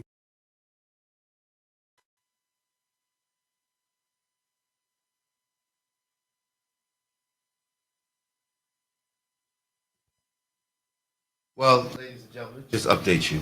It's an unfortunate situation, but this week the governor has resigned from his governorship to take effective in 14 days, which will be what's that? August 24th, right? August 24th. And I know, Dr. Brian, you are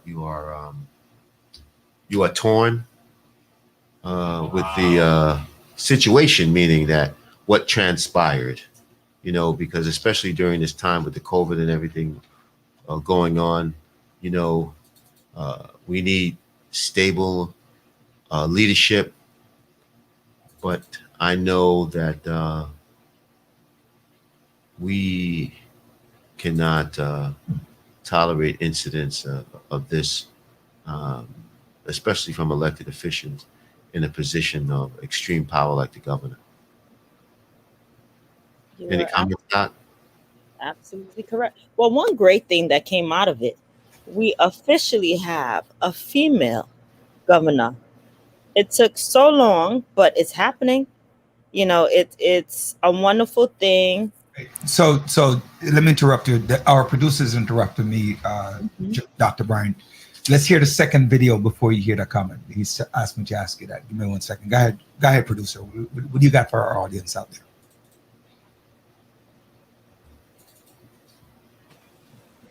This situation, by its current trajectory, will generate months of political and legal controversy. That is what is going to happen. That is how the political wind is blowing. It will consume government. It will cost taxpayers millions of dollars. It will brutalize people. The State Assembly yesterday outlined weeks of process that will then lead to months of litigation. Time and money that government should spend managing COVID, guarding against the Delta variant, reopening upstate, fighting gun violence, and saving New York City. All that time would be wasted. This is one of the most challenging times for government in a generation. Government really needs to function today. Government needs to perform. It is a matter of life and death, government operations. And wasting energy on distractions is the last thing that state government should be doing. And I cannot be the cause of that. New York tough means New York loving. And I love New York. And I love you. And everything I have ever done has been motivated by that love. And I would never want to be unhelpful in any way. And I think that given the circumstances, the best way I can help now is if I step aside and let government get back to governing. And therefore, that's what I'll do. Because I work for you. And doing the right thing is doing the right thing for you. Because as we say, it's not about me, it's about we. Kathy Hochul, my lieutenant governor, is smart and competent. This transition must be seamless. We have a lot going on. I'm very worried about the Delta variant, and so should you be. But she can come up to speed quickly, and my resignation will be effective in 14 days.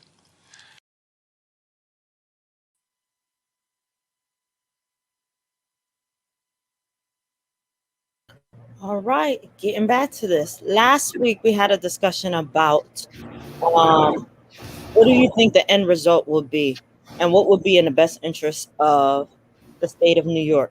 And I did mention that resigning would cost the state less than continuing to fight, going on and on and on and dragging it. It's still going to go on, but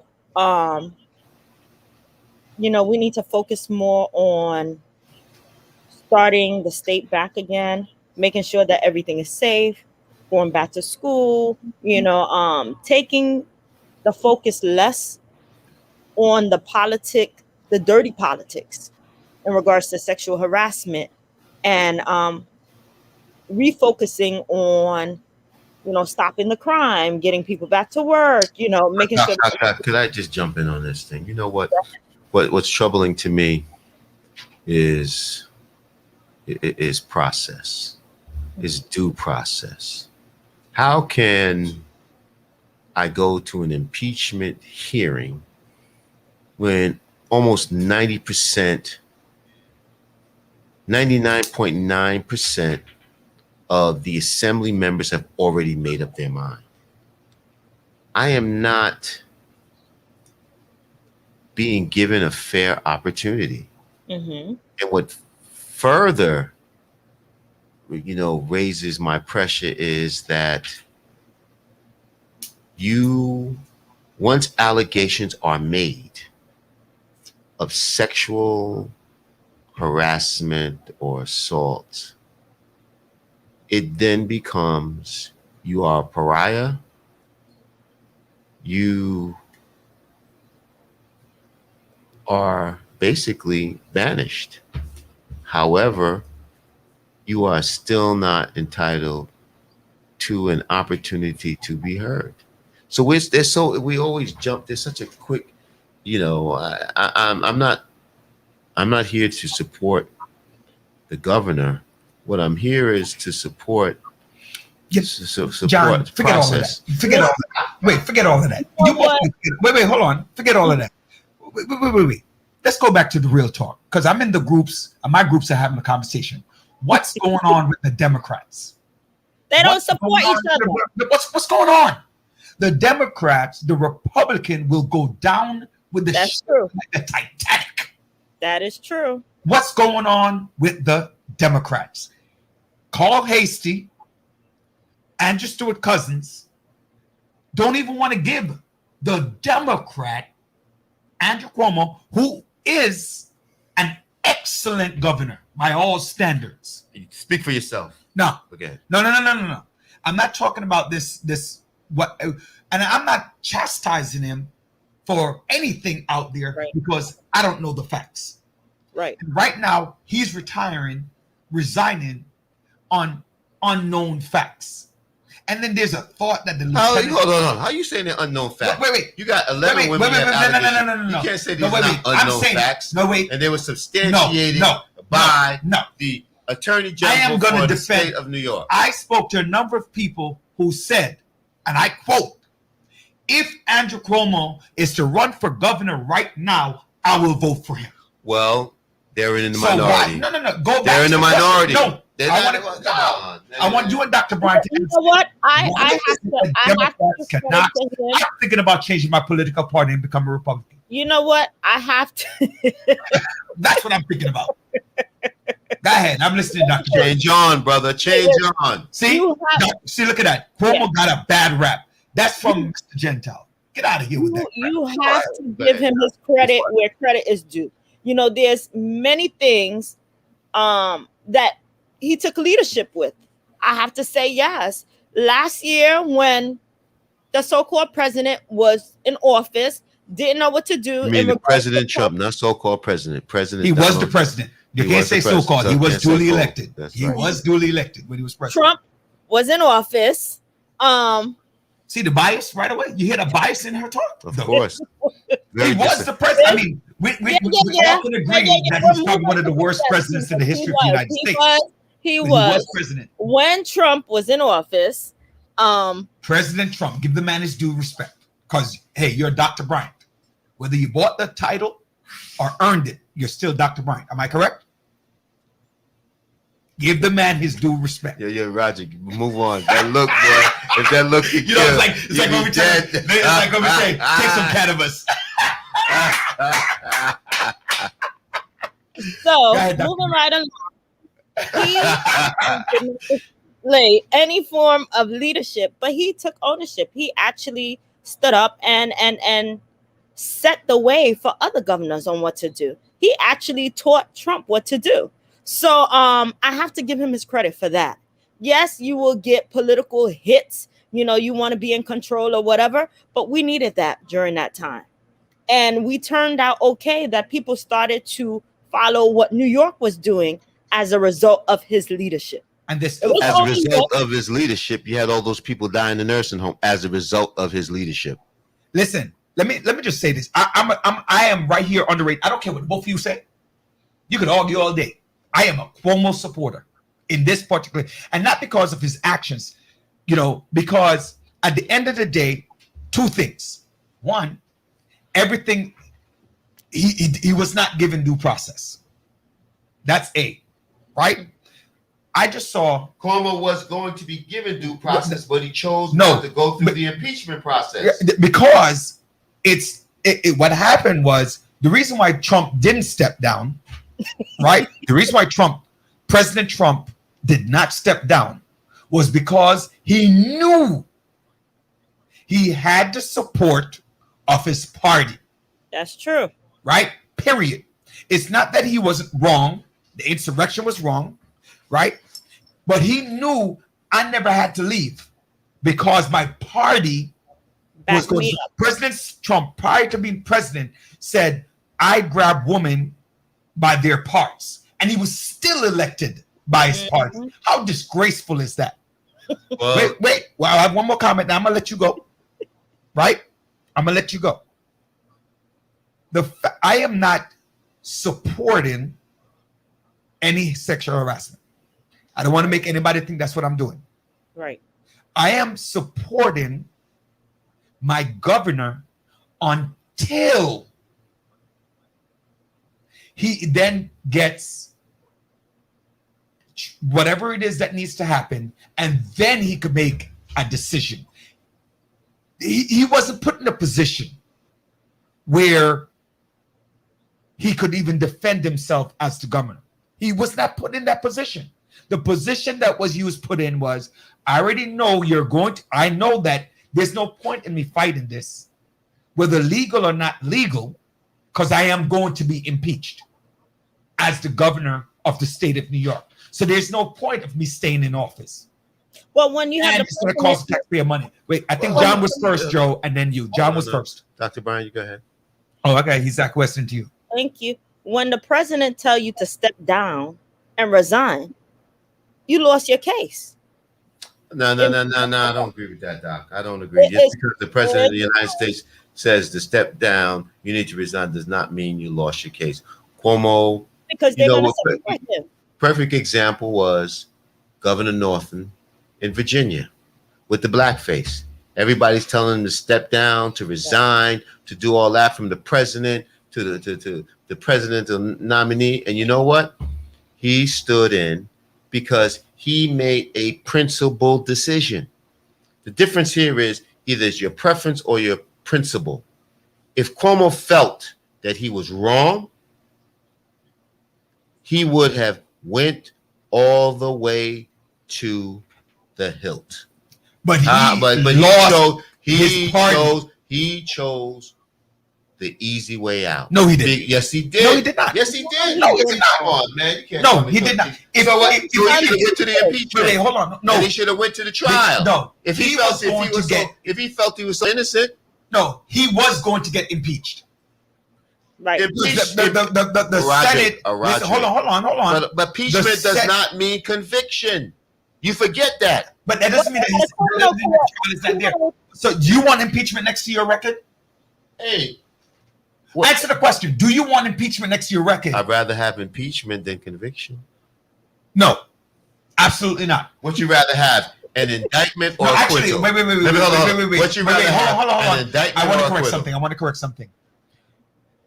something. It's not impeachment, right?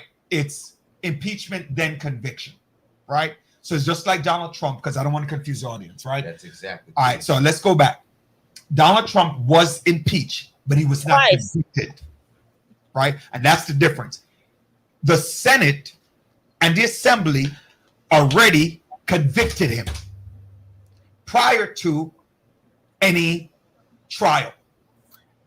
In the President Trump's case, the Republicans already said, we are not convicting him. They didn't want to trial. Roger. They did not say we're not going to convict him. They made no decision. They said, let's bring the Republican under Trump. The Republicans, there were some who said it, but the majority of Republicans said, let the trial go on. Absolutely not. It was the opposite. The majority of Republicans says we don't want no trial. The majority of Republicans says we don't want a trial. And they tried, even now with insurrection. Right. Even the police officers coming forward, they're still saying, what is this? He's not guilty. He's not guilty. Mm-hmm. So they don't have enough votes in Congress. No, they don't. So they don't have enough votes, but in the Senate, you know what? But they don't. Well, Cuomo made a business decision. The business decision was, I saw the cards. They are against me. I know I'm good. It's not a business decision. It was a business. It's a business decision for the state. It was a business decision for his self-preservation. Caller. Yes. You're on the Village. Wow. Thank you very much. I just want to ask one question. Who's calling first of all? Oh, Mrs. James. Is who?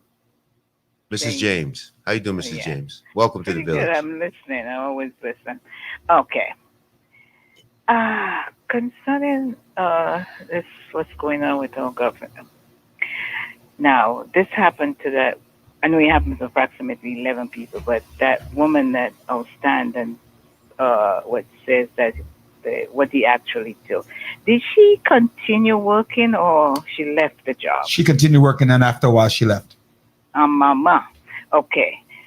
Why is it that sometimes most as women we wait till the man is in such a position and then we pull him down? All right, thank you. All right. So, it brings up, that's a good point, right? Because some of these charges that I'm hearing, first, John and Miss James and Dr. Bryant, he's a single man, right? These women were single women, right? As far as I know, I don't know if any of them were married or anything like that. He made any inappropriate thing. So as a man, we are taught in society, as a man, that we have to be the domineering one, meaning we're less attractive in general to a woman coming on to us as men, right? Than we being the one who's approaching you. Wait, hold on, wait. This is hogwash, man. What if the woman said he touched my back? Come on, man. He touched my back? Let's get to the issue. Oh, man, crap. And like Evelyn said on the Pastor Busby stated, bring up her comment again. Bring up her comment. I want to address what the lady Ms. James just said. She said, why wait until he's in a situation in order to come up and say? First of all, when you are the governor, and one of the ladies mentioned, you have so much power that you could shut that conversation down. Oh, please. Intimidation.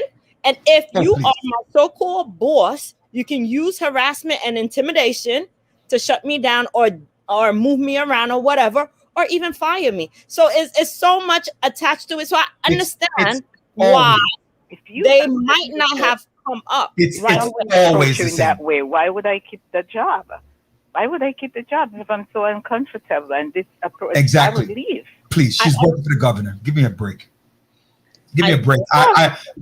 Miss James, but you know what? Sometimes women are put in that position where it's just you're just in a state of shock. You really don't know what to do. You don't know if somebody's going to believe you.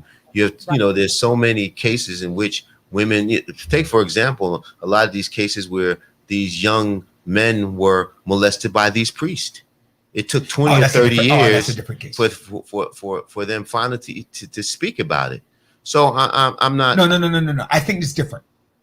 Wait, hold on. First of all, bring up something for Evelyn Gordon Busby. To go back, like no one, he was already tried and convicted by the media. What I'm saying, the difference is this, right? Is that when it comes to the church and religion, it's almost as if, how would I say this? These people took a longer time because of the religiosity of everything. It wasn't about trial by fire, right? It wasn't about, right? It's a different person. It's like, it's not necessarily apples and oranges. It's more like oranges and tangerine, right? They're the same similar family, but not. You want to know daggone fruit? No, it's a cover up.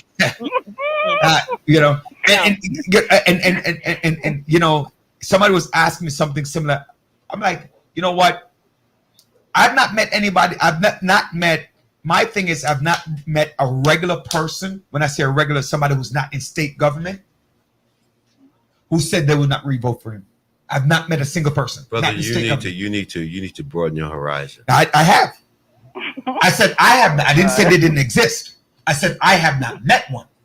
Or people were spoken to me. It was a poll. 64% of people said he had to go. I don't see that poll. Where's that gone. Poll? Where's that poll? You have that poll? Pull that up. He is gone. Now, I want to see that poll. Producer, get that poll. He's gone. And I know he's gone, but I said I don't see that poll. Did you see that poll, Dr. Brian? Miss James. You know what? But it wasn't. Put it this way, Miss James. You know what? I'm going to tell you, Miss James. It was not so much. You saw he had no friends.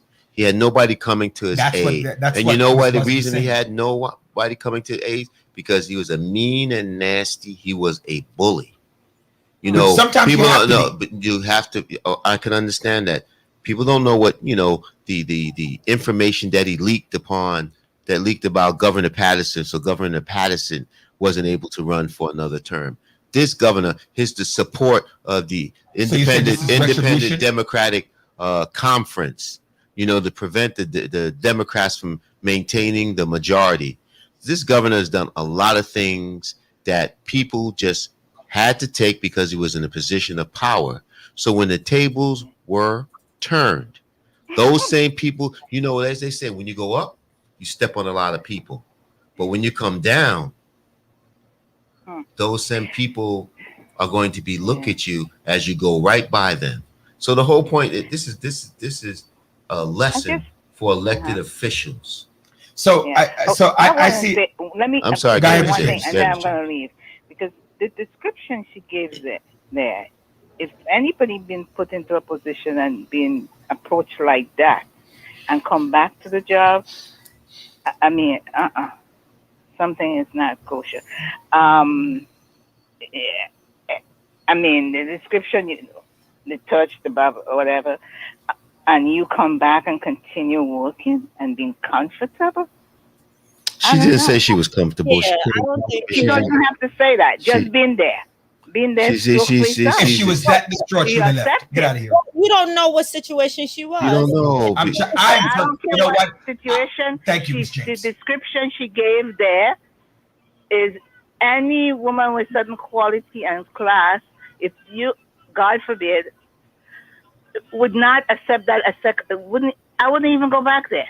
You know, my wife told me something at work. I'm like, yo, leave if you want to leave. See, you had, you know, she had sexual misconduct. She had you to fall back on. You don't know if these women had somebody else to fall back on. All these excuses. Miss James, I want to thank you for the call. Your morals and your standard is more important than that job? Come on. Why would I stoop to such things? If a man approached me like that, I don't care if I had the job for 20 years. I box them. Whatever. You know, give them a nice good box. I don't know what I don't know what these guys are talking about over here. You don't know what we're talking about. What do you mean we don't know what you're talking about? What we're talking about is this. And then you had a governor. Continue with job. Just the fact that what she said there, this kind of approach and touch all the way. Miss James, these are young girls.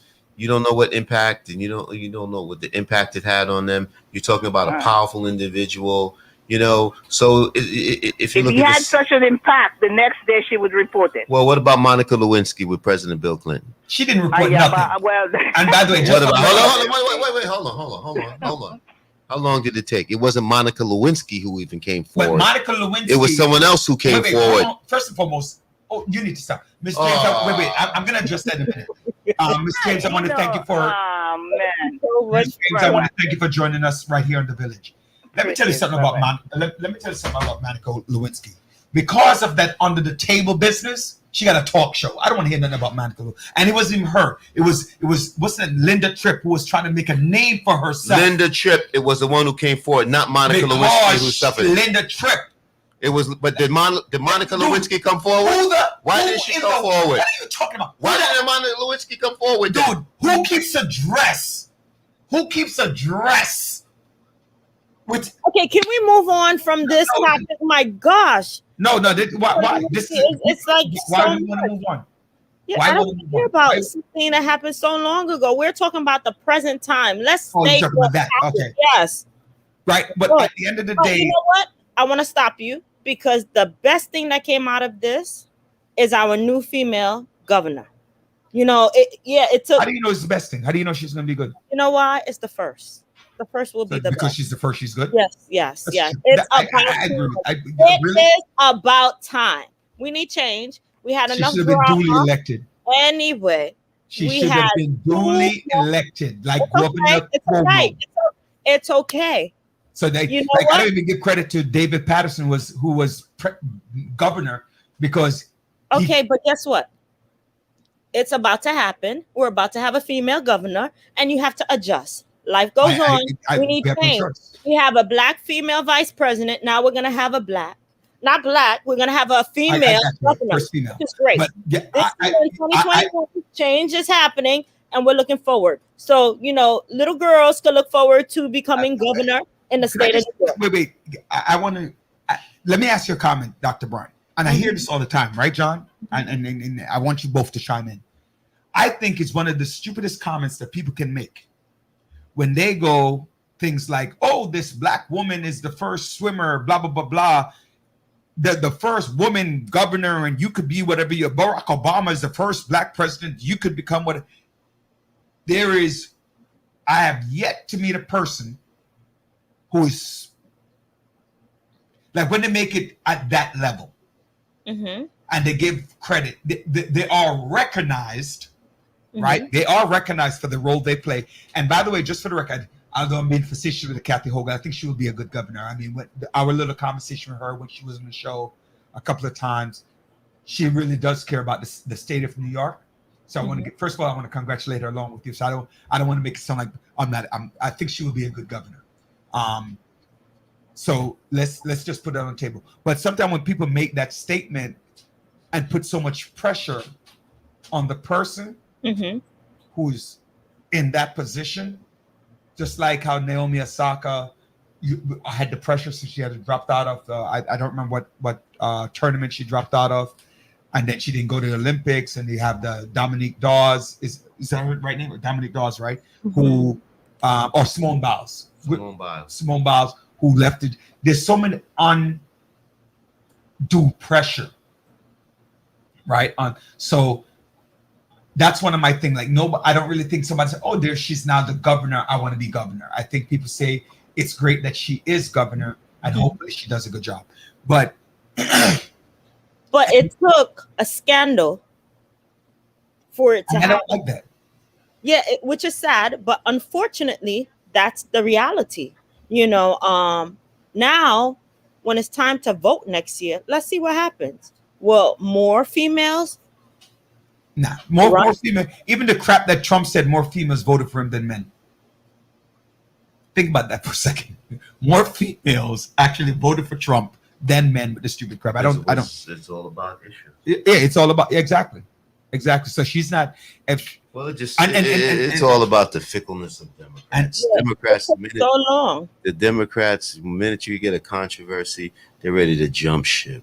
Yeah, and that's the problem. They go with the wind. They have no sense of loyalty. That's why, for them to hoggle about the filibuster, the Republicans would have eliminated the filibuster already, pushed through whatever they need to push through. There's just we waffle too much. That's all. We just waffle too much. The Democrats are do as I say, but not as I do.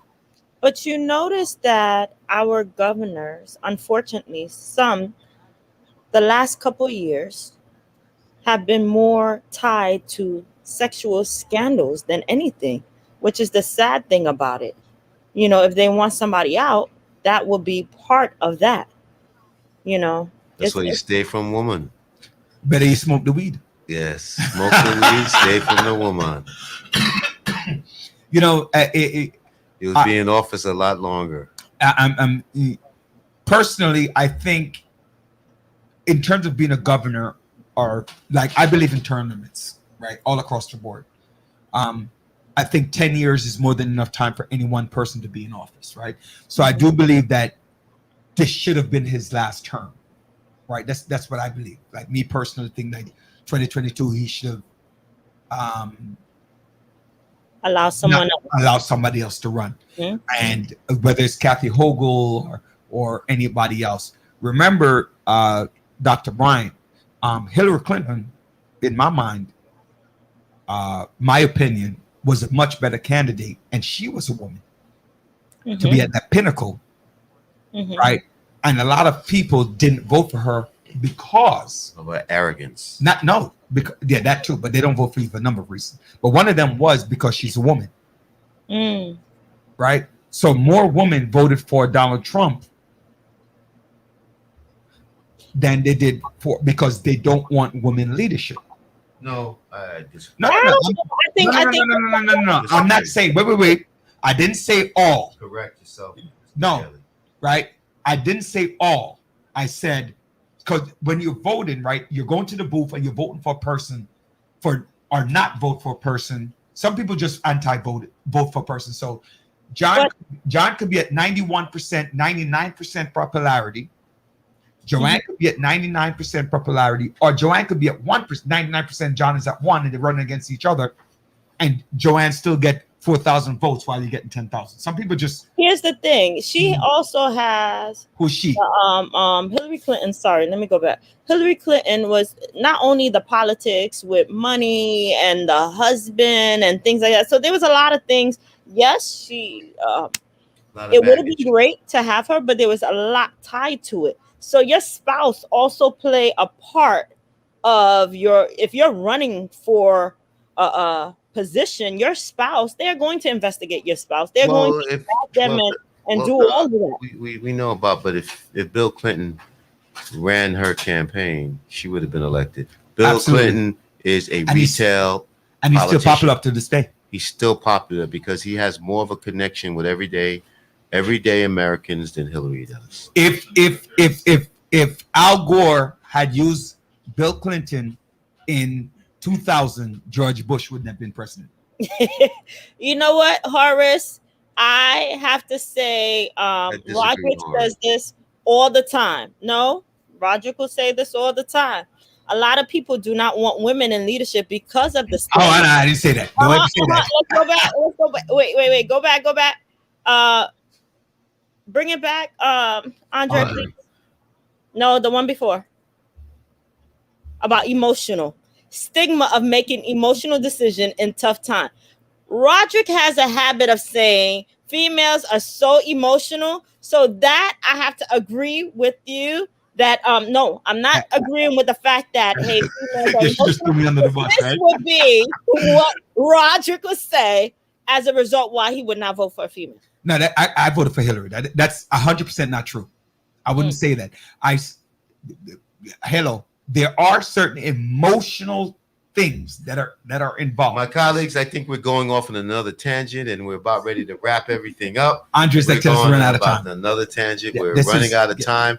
We will continue this debate next week. Debate conversation. Conversation. So, a couple of things. One, ladies and gentlemen, before we close. Sad note. I want to pay homage to my wife's family.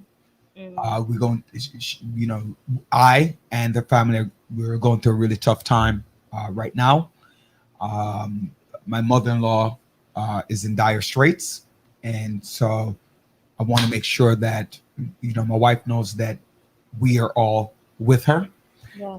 And the family. Praying for the family. Asking God's will to be done. To make sure that she knows that we love her and we love the family and want to make sure that everything's going okay.